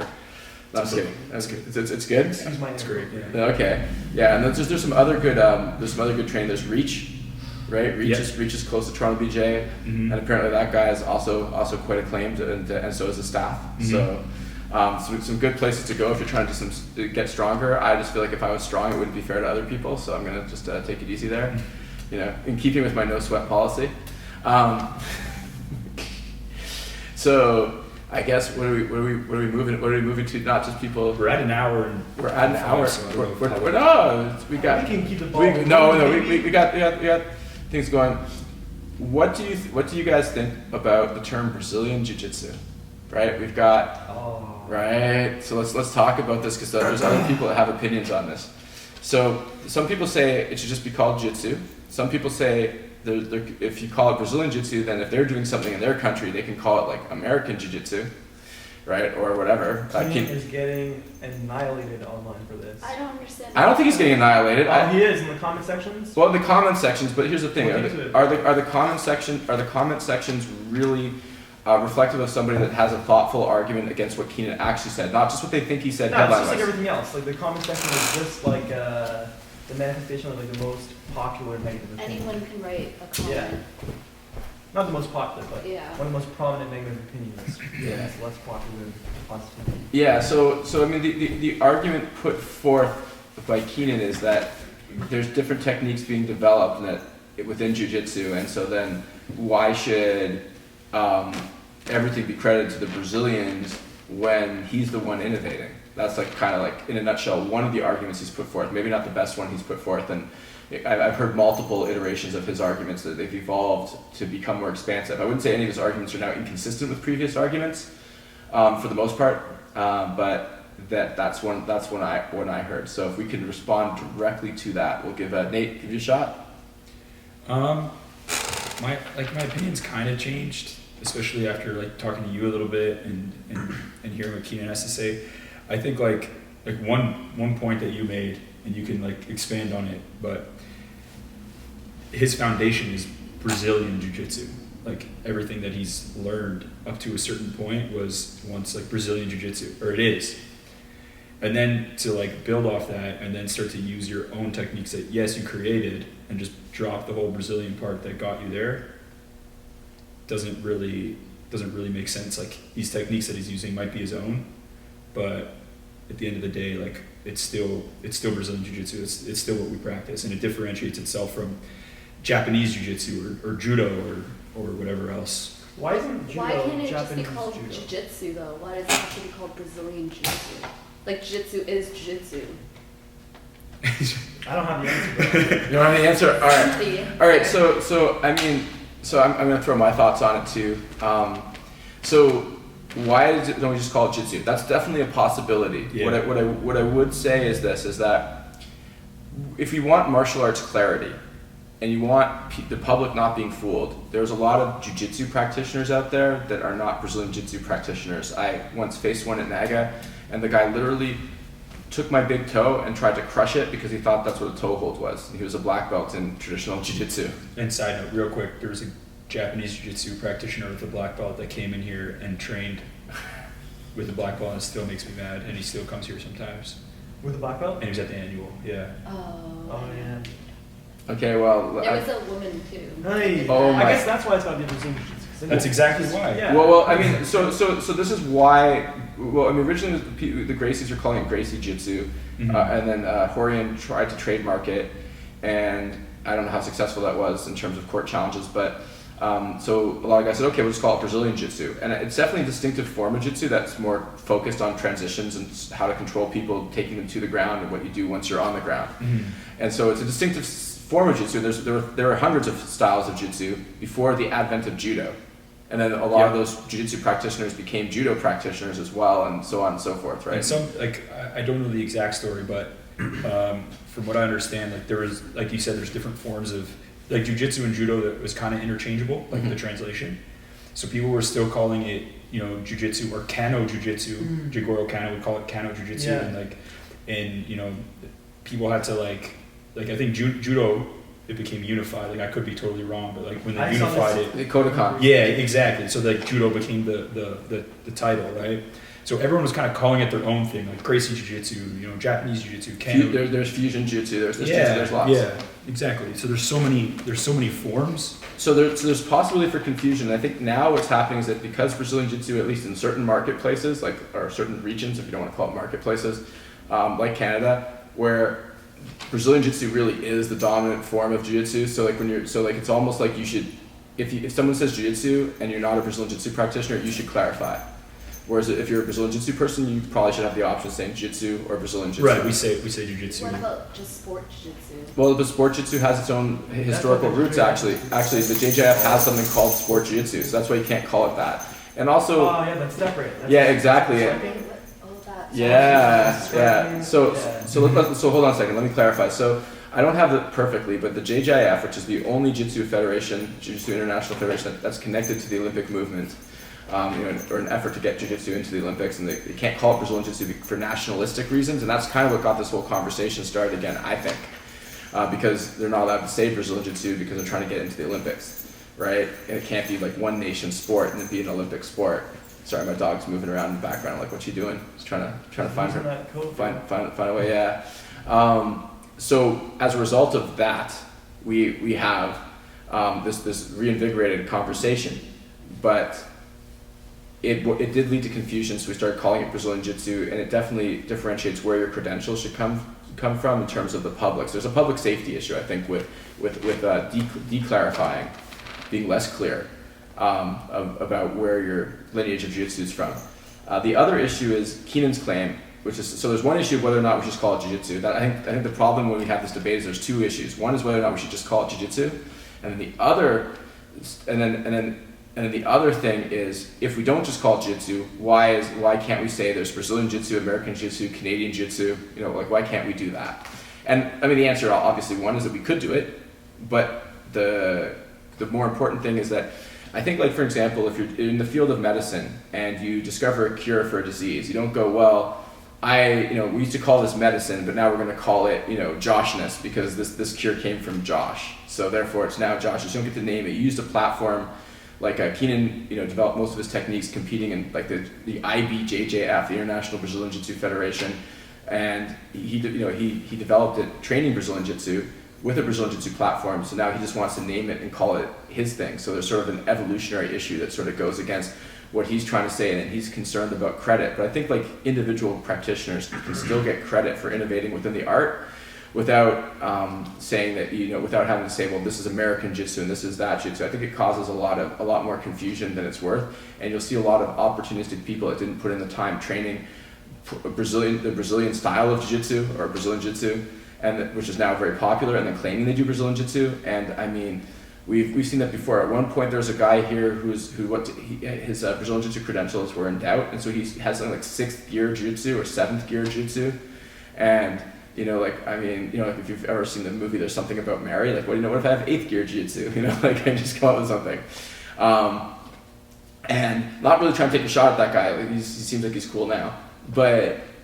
That was kind of like the idea. That's what's going to happen. People are just going to say, "Oh, it's all the same. It's all jiu-jitsu." It's like it's not the same. Like the style that you actually practice matters, and the best way to delineate it is this thing that was developed in Brazil and came from there and has that history, and that's the platform we've all worked off of. So you've innovated within certain platforms, so now you want to call it your own platform. I don't know if I can't see that as being as valid an argument as why we should call it Brazilian Jiu-Jitsu. Innovation is within Brazilian Jiu-Jitsu, right? That's my argument. Exactly. Yeah. Every time somebody teaches the lapels, you can almost retrace it back to him every single time. So that, in my opinion, is his innovation. Yeah. So shout out to Keenan Cornelius, an innovator within the art of Brazilian Jiu-Jitsu. What does Abu Dhabi call it? Do they call it Jiu-Jitsu? And then Nuwaza is the JJJ style. Yes. And yeah. Which means ground fighting. Yes, which means ground fighting. Yeah. So it's funny because you still start on the feet, but but you're on the ground. Your feet are on the ground. Your feet are on the ground. But then everything's on the ground. Why don't they call basketball Niwaza? It's ground ball. Right? So I don't know. I mean, maybe now I'm out of my depth because A lot of the Japanese things are very literal. It's like arm circle, like the technique. So like, you Yeah, know. there can't be any confusion with that. Yeah. So I mean, you started out at a place that although they taught you karate, that was called Goju-Ryu, like Goju Jiu-Jitsu, Yeah, exactly. And like, and they taught karate. and yeah, but we did learn some jiu-jitsu and some judo and some whatever. Like, So imagine if now people think that's the same as Brazilian Jiu-Jitsu. Was it the same as Brazilian Jiu-Jitsu? no, It was 100%. not. We had a Brazilian jiu-jitsu class. With a blue belt named Jason Locke. Shout out to Jason Shout Locke. out to Jason Locke. Quite possibly the most underrated Brazilian Jiu-Jitsu instructor in the history of the Greater Toronto Area. He had 20 students, 2 of them ended up medaling at Worlds. So 10% of all Jason Locke students have medaled at Worlds. Dang. Yeah. But yeah, like imagine I wore my black, because I got a black belt in that style, and imagine I just came here and I was like, I'm a black belt. So that's basically what that guy did. That still makes me mad. Okay, so I don't get mad when guys do this. I've had guys. Why? Okay, so No. is my mic still okay? I hope it's working. So I want people to hear. So what I say is this: because somebody else came up with this idea, so I'm copying whoever's joke this was, and someone came up to me and asked me. The guy said, "Hey, can I wear my brown belt or black belt in jiu-jitsu? It's not Brazilian jiu-jitsu, but it's like my form." I go, You just gotta let him die. "No. I said, look, you can wear it, but we've got a roll, and I get to film it. It's simple." So that's what I should have said to the guy. Go into How do- your archives or what? Oh, dude. Post So it anywhere? no, I mean, I'm just saying like, This is he all hypothetical. He wore a white belt. he got the message, right? I mean, the thing about it is like if you're just visiting and you're from out of town and you come and you explain the difference of your belt, you're not really trying to fool anybody. You tell each person you're rolling, hey, this is my Japanese jiu-jitsu belt, and I'm just visiting. I mean, really, we'll lend you a white belt. Yeah, we have a ton of loaners. Yeah, They but- can see it. They can Yeah. So I put it this way: when I trained judo, I put on a white belt. But when I trained judo in this academy, I got to yellow belt. Yeah. So now if I trained judo, I'd wear a yellow belt, but which is like the first earned belt, right? Well, if you go to Colonel Grace's gym, he makes you wear, and you're a black belt, I think he makes you wear a black belt with a white line through it. He does, That's yeah, West he End, does. right? Yeah, so I mean, I would have no problem if Chrome Gracie wanted me to wear a white belt, like, Yeah. Yeah. But going down is different than. And going going. Yeah. That's a good point. Yeah. So I think that people need to respect the different arts we're doing, Respect. and so like for example, there's black belts in judo who are so good and so athletic and so strong, they can hang. Well, didn't IBJJF implement a rule they're a blue belt? Well, I mean, okay, no, but they can hang beyond blue. I'm just trying to say this, right? Right. But I've never seen a judo guy come into a regular Brazilian Jiu-Jitsu class and want to wear his judo black belt. He's like, no, if you came into my class, They We did have a guy that was like a judo black belt, mm, but he went to the white belt class. no, he was a national. He trained with the national team and he wore a white belt. And he was okay with it. Yeah, and the same thing with Suyan, who's like a 6-time national champ in judo, and he wore and competed, unfortunately competed as a white belt. This is the thing. The sports of judo and jiu-jitsu, like they're so real. Like you deal with like Yeah, the you grind. know, You you know. know, So like, you yeah, respect the yeah, art. But like yeah. if you're just like a I'm not Japanese. We're bagging on jiu-jitsu, Japanese jiu-jitsu. They don't spar most of the time. They work a lot of like more wrist locks and Yeah. techniques and self-defense style. Last ones. Yeah, me too. And they just don't roll. So then they don't know the reality. And I think and then you build an ego, and then when you come to another gym, you're just like, I'm gonna rock my black belt, and that's the problem. There was people in the GTA that were Japanese black belts, Japanese Jiu-Jitsu black belt, who are teaching, claiming to be Brazilian Exactly. Jiu-Jitsu black belt, Well- which is frustrating. well, because well, we work there's- hard for our belt. Yeah, no, there's an academy, I don't want to say which one, but there's an academy in Toronto where there's like, I think a couple teaching, and I don't know if their black belts are legit or not. There's a very good chance that there's this weird sort of federation somewhere in Brazil that sort of said you get a combined judo and Brazilian Jiu-Jitsu black belt, and so they did that. I'm not sure how legit their belts are, but like it's always a little bit irksome. But yeah, I would say that all the judo guys have been cool about like wearing whatever belt we say is appropriate for them. Right. And they would say that, hey, like if Nate comes to a Niwaza class in a judo school and Nate's a really good black belt, he's still going to be expected to wear whatever that instructor tells him to wear. Yeah. And that's most likely going to be a white belt. And if it's not, that's up to that instructor. I think one of the problems is a lot of the Japanese Jiu-Jitsu guys wear Brazilian Jiu-Jitsu gear. So it's not like we can tell even that that's a Japanese Jiu-Jitsu belt because it's different. It's like they're wearing a Brazilian Jiu-Jitsu belt or a belt that could be any belt. Right.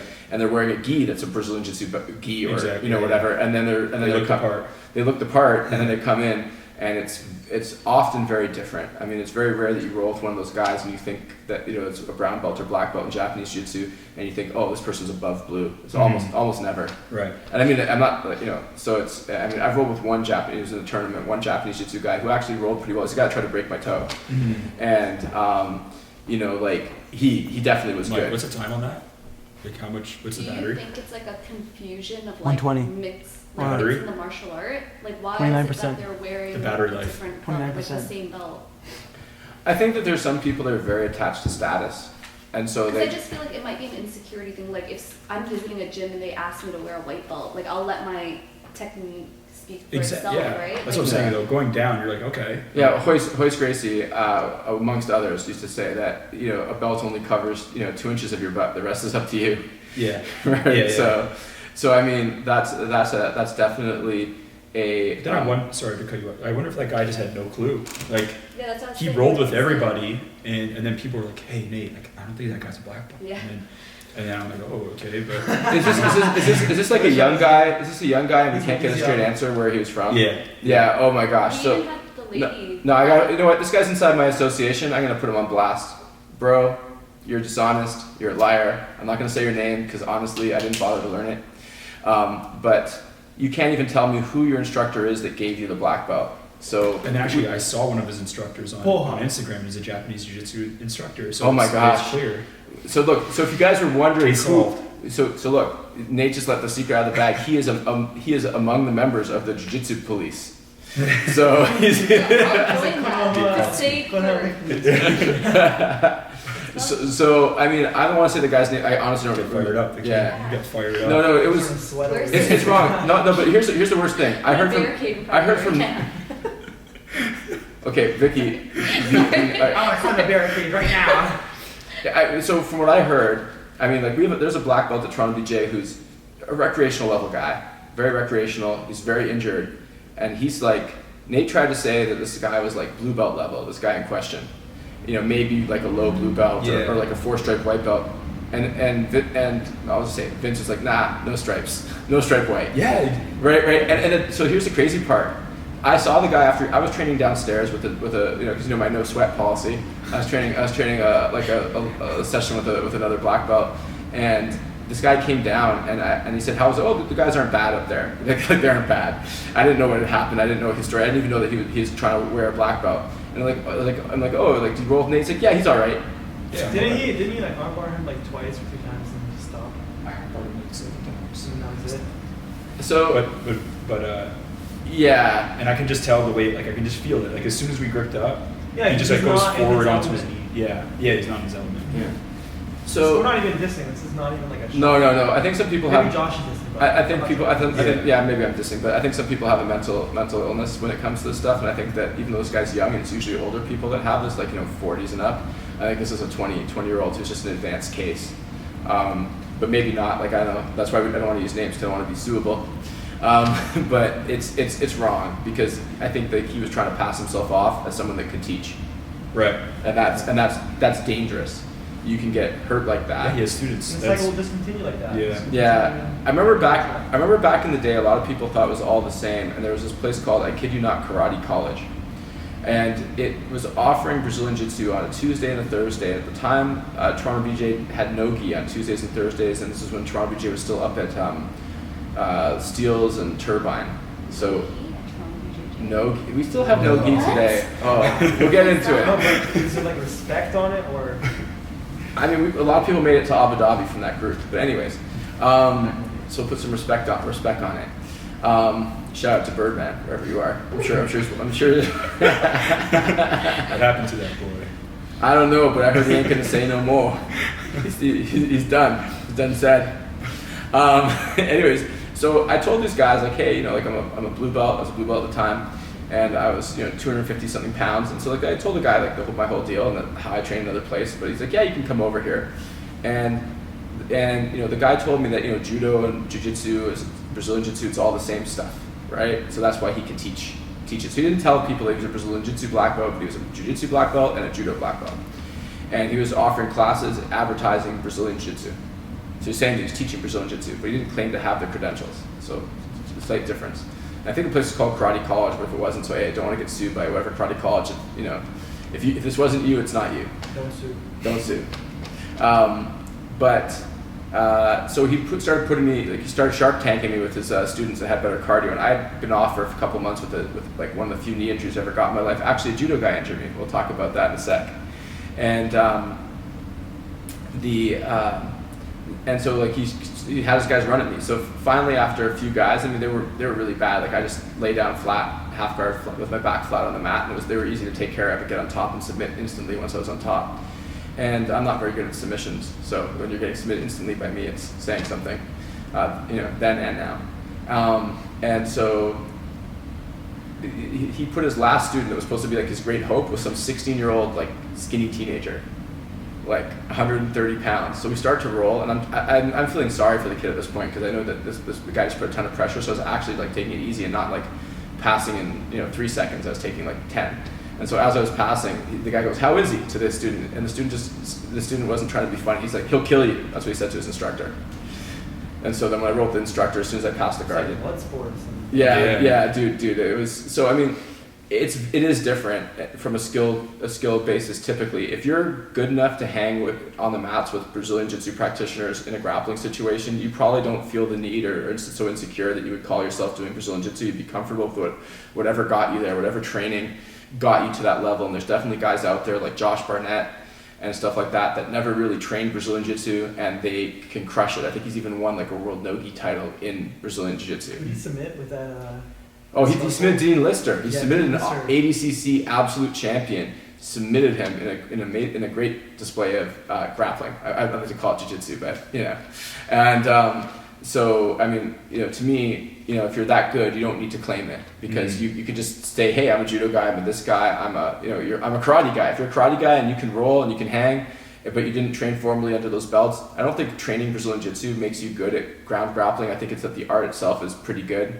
And so like you tend to get good, but it's not like magically if you train Brazilian Jiu-Jitsu, you're good on the ground, and if you train grappling some other way, it's not. It's just that historically and statistically, odds are if you're training grappling outside of a Brazilian Jiu-Jitsu place, you're probably not going to be as good as the people that train at a legit Brazilian Jiu-Jitsu academy. What about Jiu-Jitsu? You're calling it grappling, like if people train at like Danaher's or like just a no-gi gym or ADCC, don't they call it grappling? They call it submission grappling. I mean, they can call it what they like, but I don't think that anybody. I mean, you could be. I mean, that's a good example of someone saying, "Hey, we might not be strictly training Brazilian Jiu-Jitsu right now, but we're learning from a Brazilian Jiu-Jitsu black belt." Right.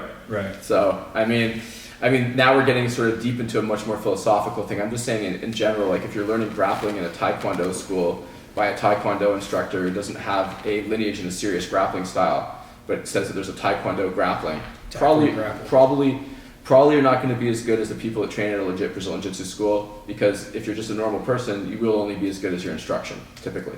Mm-hmm. All right, so go do Brazilian Jiu-Jitsu, guys. Yeah, it's fun. 30 days free. No. Well, not now. Not right now. Not right now. You got to keep some social distancing. It's like 30 days free, but free from all training period. Free from all, yeah. Well, I mean, we're hoping to be back April 1st or April 2nd, because they said through March 31st, right? That's what the government's sort of mandating that we're out from.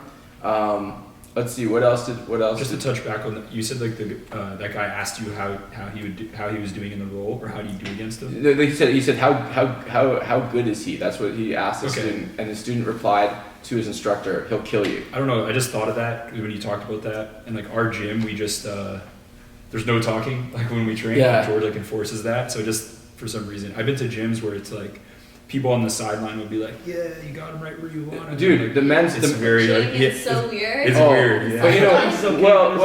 But we've got a few things we're talking about. So the men's brothers, I've been to some seminars, and they trash talk when they roll. Yeah, I actually like that. They trash talk the person. Yeah, you like, talk. Yeah. Yeah. A lot. Like, dude, you're rolling, you like laugh. No, but like, look. If half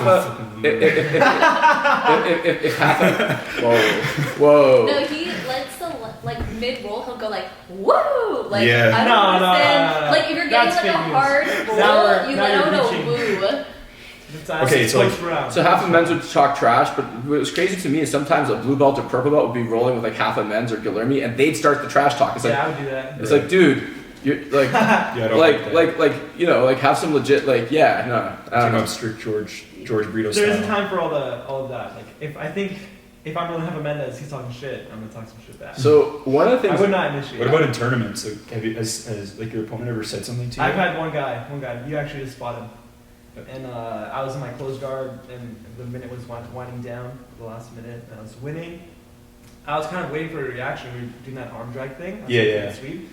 And Which is on our Instagram right now. Yeah, Yeah. Go check that out, guys. And he was like, "Hey, bro, what are you gonna do, bro? You gonna do something, bro?" I'm like, "Man, I'm chilling. It's getting in your You head. gotta do something." Didn't someone say something to you? No, I am the. You're the talker? I'm not the talker, but I'll do a lot of like gestures. Like if Oh, I'm it's in true, mount you do. and they're like defending and not Oh, that Yeah, was in Abu Dhabi, she was like, crazy. I was just like, "What's in wrong mount. with just you? fight me. Let me submit you." But what's the point if you're like in bottom mount and Points there's to a not be minute submitted. left? Yeah. Oh, Like you're just Maybe she just defending already- to not get submitted. no, Like no attempt to escape. I think that Asserted yourself. I agree with Vicky. I think like this: if you're in a tournament match and you're a real competitor, which means you're trying to win, Mm-hmm. then You have to then whether you lose by disqualification, referee's decision, advantage, points, or submission, it's all the same. It's all an L. It's just like I'd rather go out with a bang. Like, well, I don't want to lose by a margin just Yeah. to say I only lost. In by that That's match, why when I was you were coaching like you, I wanted you to controlling- go out with a bang. I wanted you to get that too. There we go, Josh. I was trying to get that sub. Josh was being like, "Oh, if I sweep him, then I'm down like 4 They had points." Subway there? No, I was trying to get that submission. I was trying to win that match. I wasn't trying to like look good for the It was final like an score. anime I wasn't trying to. I was trying to be one of those guys like, yeah, man. Like it was like 7-2, but like just time ran out. I would have like passed and mounted and like won. Yeah, your thought process is truly like an anime. He had like all the time Yeah, to he's think like, about. "Oh, if I do this, then he will come." Yeah. Yeah, well, I'm just being honest. That's where my head was at with that. Yeah. But She watched an anime, bro. But then you can post, I only lost by 5 instead of I lost by 7. well, but yeah, but I mean, at the Whatever end- you lose, you don't but just no, say but I what mean- you lost by. but why look- you lost. If you lost, and you Yeah, I lost mean- and you don't have to mention that at all. You just lost. Bro. yeah. So on the trash talking note, one time, the first time I competed at Worlds, it was like the round of 16, and this guy, I had him in North South. I passed this guard, and he was looking. He was like balling up, and then he was trying to get the ref to like penalize me. This is a long time ago. This is like 2007, Mhm.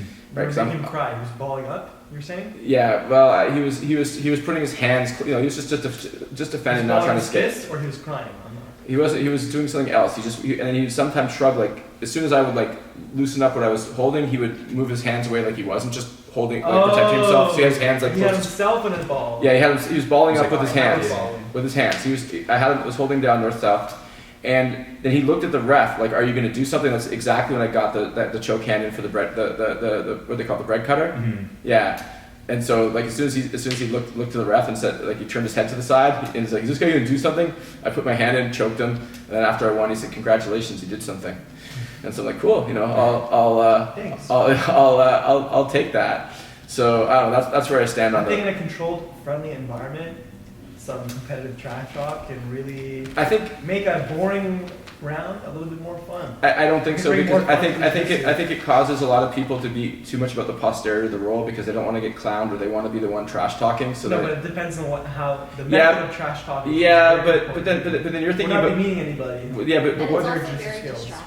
no, it's not only distracting, but and it can cause some safety issues because then there's extra noise you don't need. Steady talking in the drill class. No, That's but different. no, but it causes a lot of issues. But also on top of that, it causes training to be different. It's not just the people rolling that agree. I've had some good experience. I'll just say that. That yeah, but yeah, then there's definitely some immature gyms where trash talking takes place, and what we trash talking. Different environments. No, but trash talking used to happen at Toronto BJJ, and our injury rates used to be higher, and people used to not be as good. I see like a positive correlation between less trash talking and better jiu-jitsu. I think it's just a respect thing. It's also how you roll. Like if look, I mean, I'll put it this way, like at It's a this, maturity level. I'm at this table to my- I'm younger. I can have more fun. but at this table, to, I don't really put that in line with like injuries and like.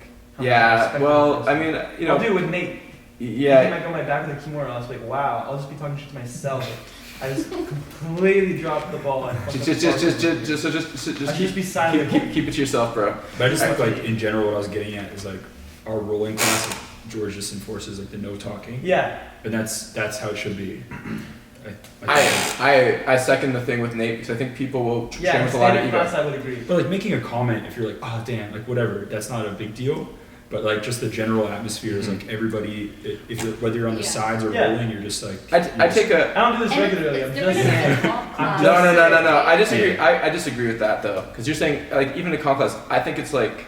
But like if you're the comp, like let's just say Saturday, I'm running the women's comp class, and I'm like. You're motivating the girls. I'm motivating them. Yeah. No. That's not trash talk, especially if you're their coach. Yeah. But and then there's other that's a completely different. Like Kyle Terrell tells white belt students when they're asking a question they don't ask race. That's a different position. You know, like that's a different question. Mm-hmm. But what I've seen, because I mean, no offense to the panel here, that's all better than me at jiu-jitsu.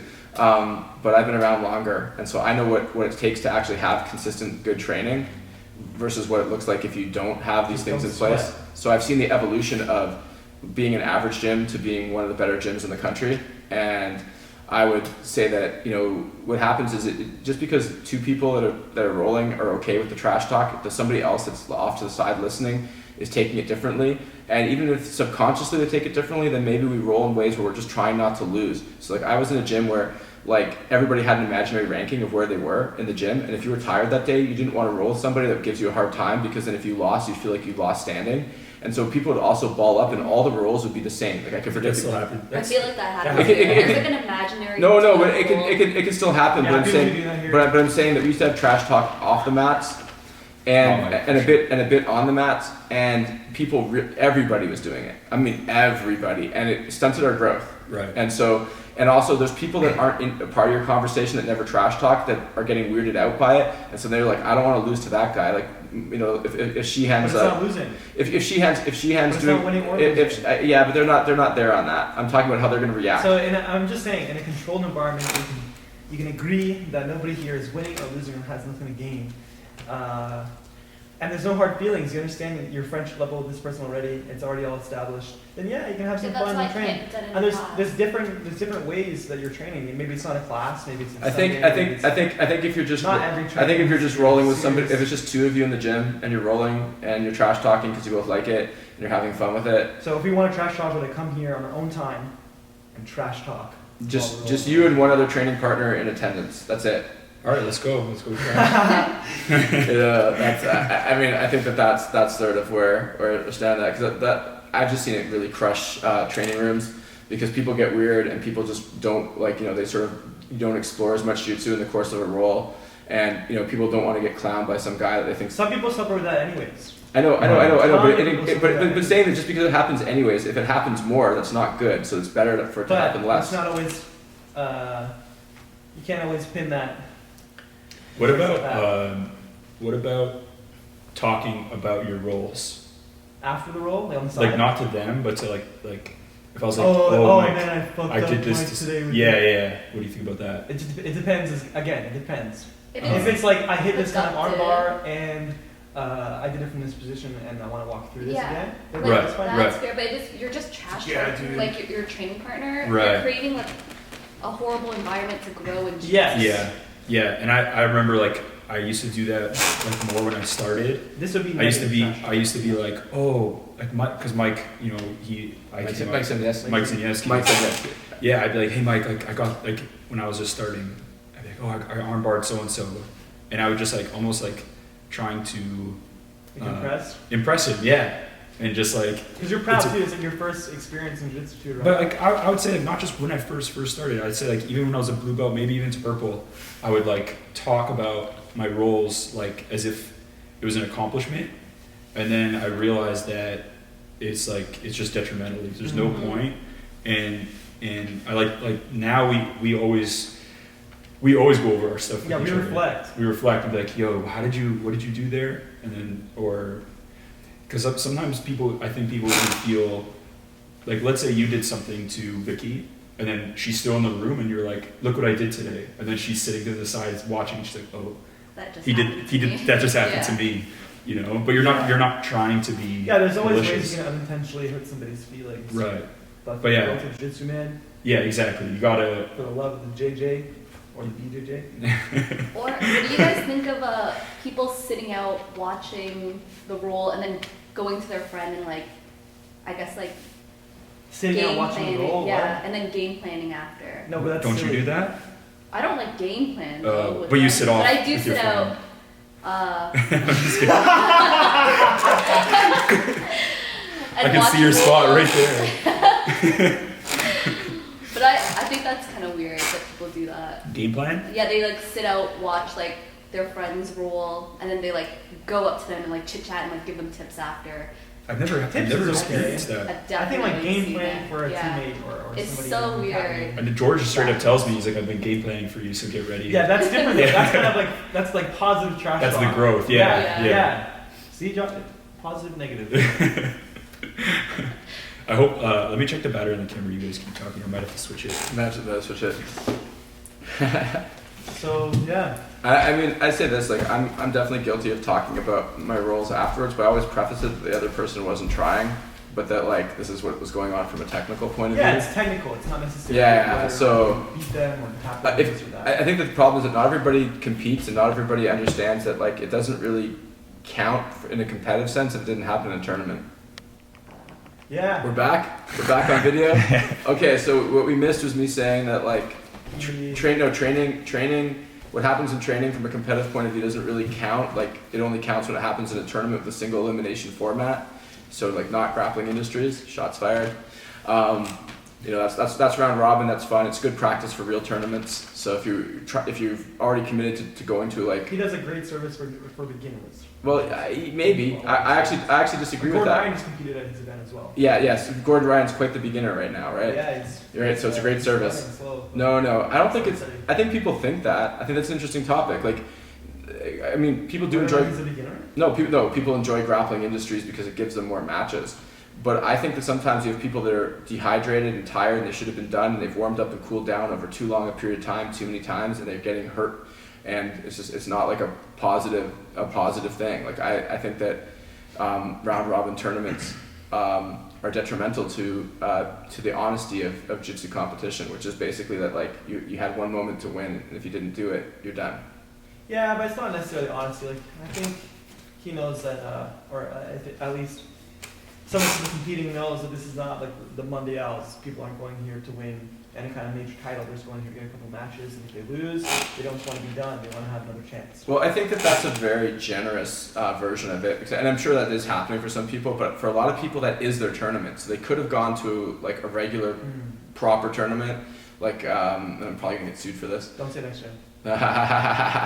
They could have gone to a regular tournament, Ontario Open, GTA Classic, and competed there and felt the full weight of the pressure of the single elimination thing, so work on their mental game, work on their personal development, and really have done it. And instead they say, okay, let me go to the grappling industries, I'll get more matches. And there's a positive side to it, they'll get more matches, except if they're physically not ready when they should be done.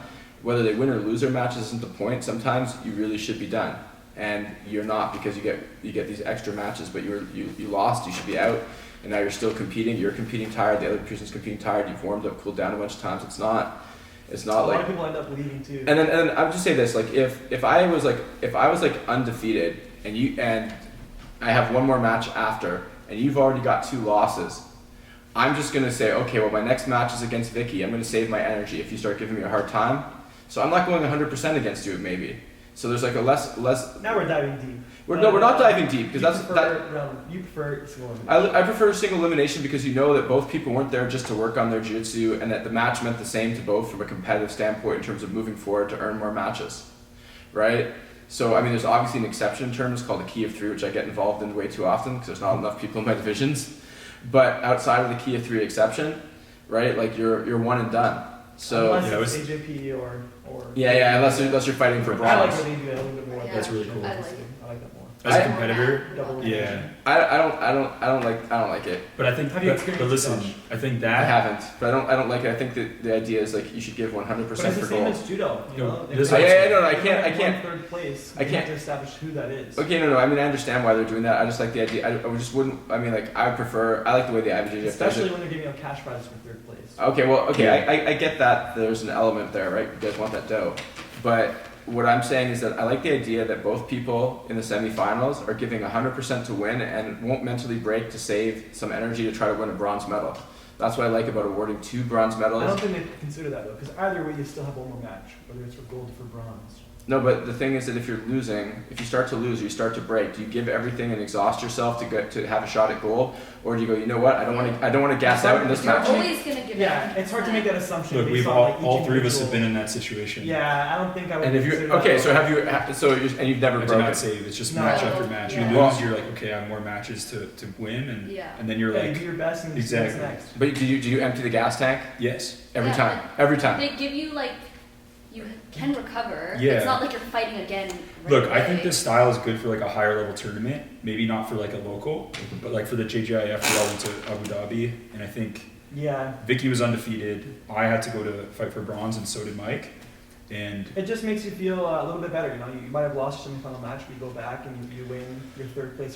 And Yeah. you see a lot of this, like the 3rd place matches, people People- crying yeah, after, or like, if they lose, you know, they're so destroyed. happy, like, that they even hit the podium. I feel like having that last match. yeah. I think the, Really the does final something. the final podium is the true like 1st, 2nd, 3rd, as opposed to like he got lucky in the bracket and made it to the podium somehow. But there was 2 3rd place, right. right? There, There is. Yeah. They do a little bit different. there Yeah. was 2 3rd places, but at least they all earned the spot. Yeah. And they couldn't They, get lucky. they went with the through a bracket. full repechage bracket. Yeah.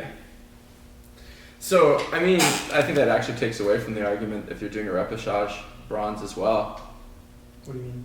Well, I mean, I think that the reason that they do it that way is so that you like Nate said, that you have the true proper medalists, Yeah. right? So that if you ran to the gold medalist in the 1st or 2nd round, You have a chance. you have a chance to at least place, Mhm. right? So there seems to be some justice there. And then the other, then if you lose in the semifinals, you still have to fight for bronze Yeah. somehow, some way. So I think there's 2 guys from repechage that fight 2 guys that made the true semi, right? Yeah. Right, they split up the 2 repechage Yeah. people that make the That's repechage right. final, Everybody else goes through the right? bracket. And so that way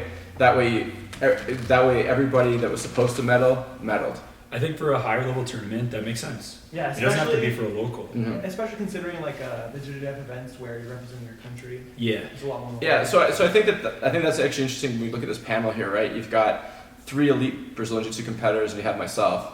And I've done a lot of tournaments, but I'm not an elite competitor. And so I know that if I'm fighting, if I want a medal, because people like shiny medals, can we at least agree on that? Yeah. Like you like to come home with a medal, Yeah, right? yeah. So if I had to fight for bronze, and I'm feeling exhausted, and this person's starting to get the upper hand in the match, and I go look, and I kind of think like, oh, I'm done. I would coast. Do you think is your brain like working that way when you're in a match? You're just thinking of like what's coming next, or you're able to like think. You're not remembering? I would say that if it's at the end of the tournament when you're into the medal rounds. No, but just in the general match, are Yeah. you No. considering? No, I'm not anymore. Moment, I'm not. or- I'm just saying I know how I thought when Yeah, I was for sure. when I was serious about competing. You guys think don't what you think about what's next? Yeah, I'm always thinking like chess. Like, I feel like I'm always strategizing in my matches. No, strategize. No, for the next match, Vicky. The next Oh, match no. or what's happening. Right, or yeah. I What thought you happens meant, if like, he in does the this match. and you do that? Like, that's kind of strategizing, I guess, but more The only so- time I felt it is like I feel like it'll quickly flash through my mind is like if I'm in the final, like this is it. Like, Yeah, yeah. Like Yeah. that's the only like next I can Like sort of. quarterfinal, semifinal, and final. That's when it Yeah, it starts. was exactly when you're in the medal rounds. sometimes like you're like, oh, just this person and I'm medals. Yeah. Like, I just gotta get through you. Yeah, Like there's yeah. no way. Even if I'm like getting to the semis, I'm like it builds up like that. It's like just One this match more. in bronze, Yeah. then just this match in gold, and it's like you just kind of take it step by step as opposed to like looking at the whole bracket. Yeah. I'm just saying as a recreational guy that used to take my competitions perhaps too seriously, that I would think in the last couple minutes of a match that I was starting to lose, and if I didn't, if I was getting tired, I'd probably try to save something in the gas tank for a bronze medal match if there is one, and if there isn't one, I would go for broke. It's Like- different if I'm like in a submission and I know I have like, I'm not escaping. There's like 5 minutes left and I know I have a bronze medal match. Like, I'm gonna tap and not let Right. it talk because I know Right. I have another one. Yeah, I've never been Yeah, in that these are situation, but it incredibly makes sense. hypothetical. Yeah, like- scenarios now. I feel like that's the only time where I would like give up earlier instead of letting my arm pop To because to I win know that one match, after yeah. 5 minutes I'm down on Yeah. points. Another thing I'm we not brought up escaping. would I might kind of as be well. like if you do decide to coast or quote unquote give up and get ready for your bronze medal match, how's your mentality now? Yeah.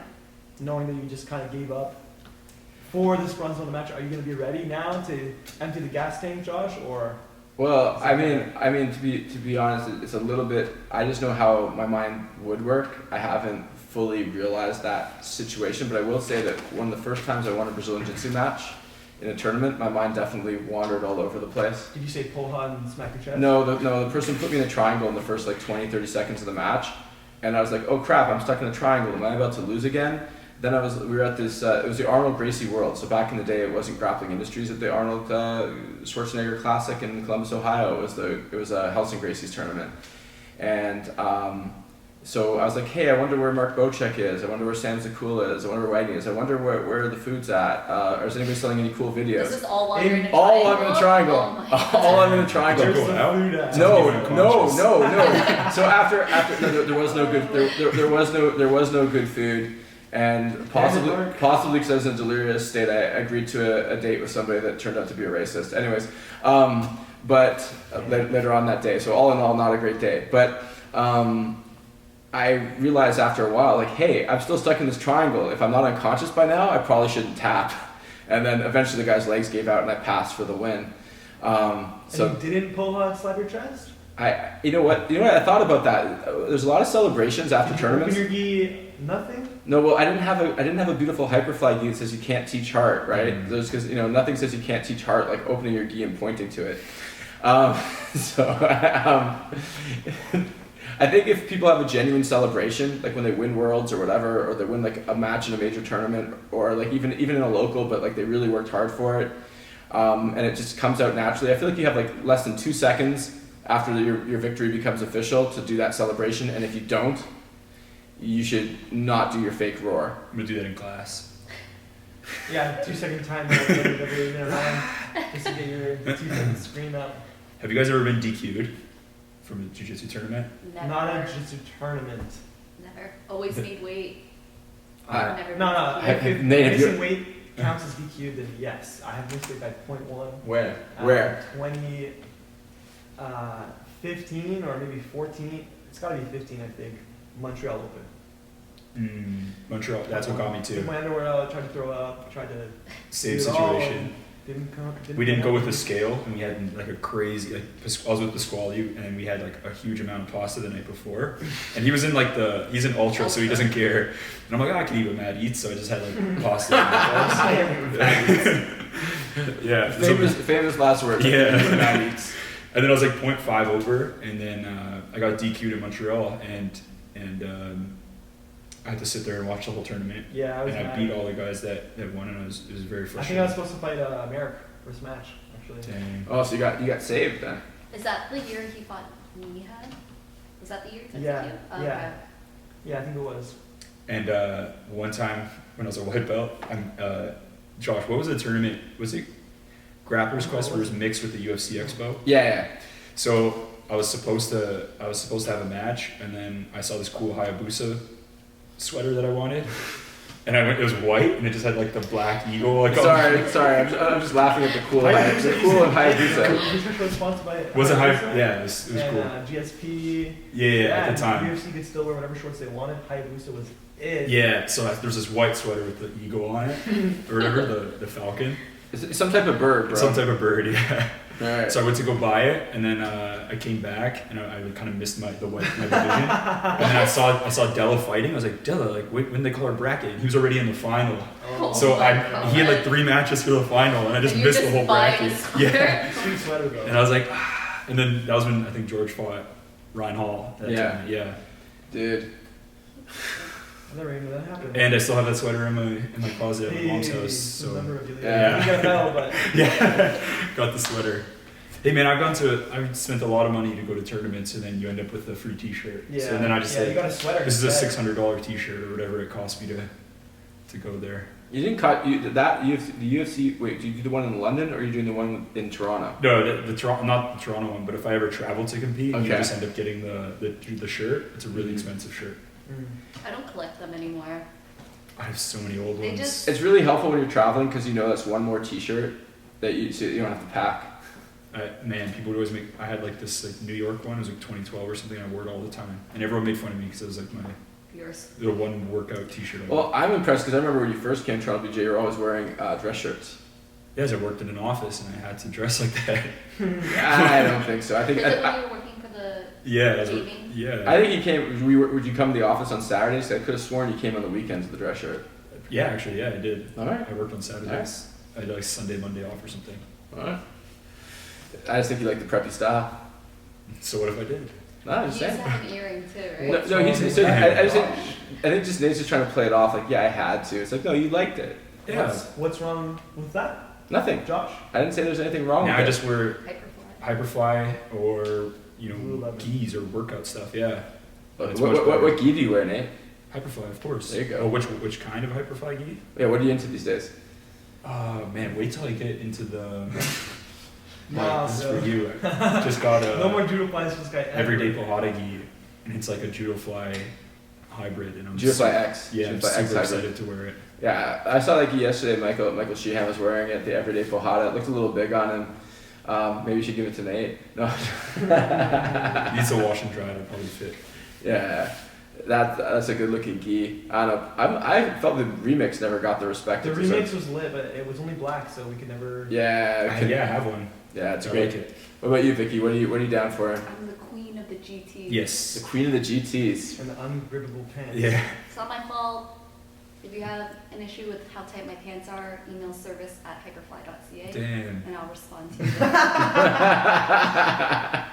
Mandy, I've seen you get called out at a tournament. No, in, Yeah, in Sweden. No, yeah. In Sweden, No, the rest of I raise your would legs. say- Went like this. The coach of Team Philippines just complained about my pants right before we fought because I was fighting a girl What a from the boss Philippines. move, though.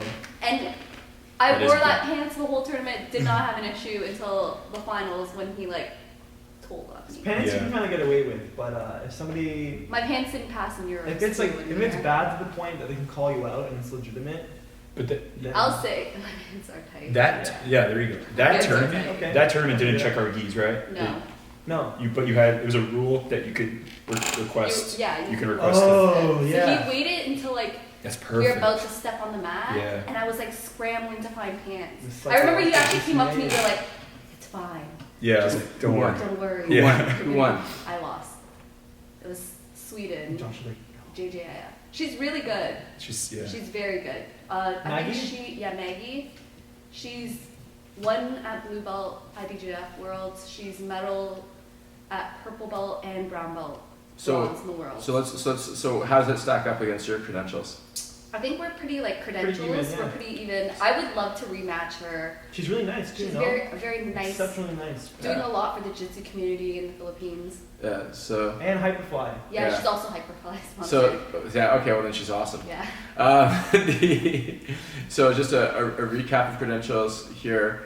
You've got Michael Sheehan, blue belt world champion no-gi, Uh-huh. and medalist at purple, Yeah, no-gi, bronze or silver, bronze. bronze.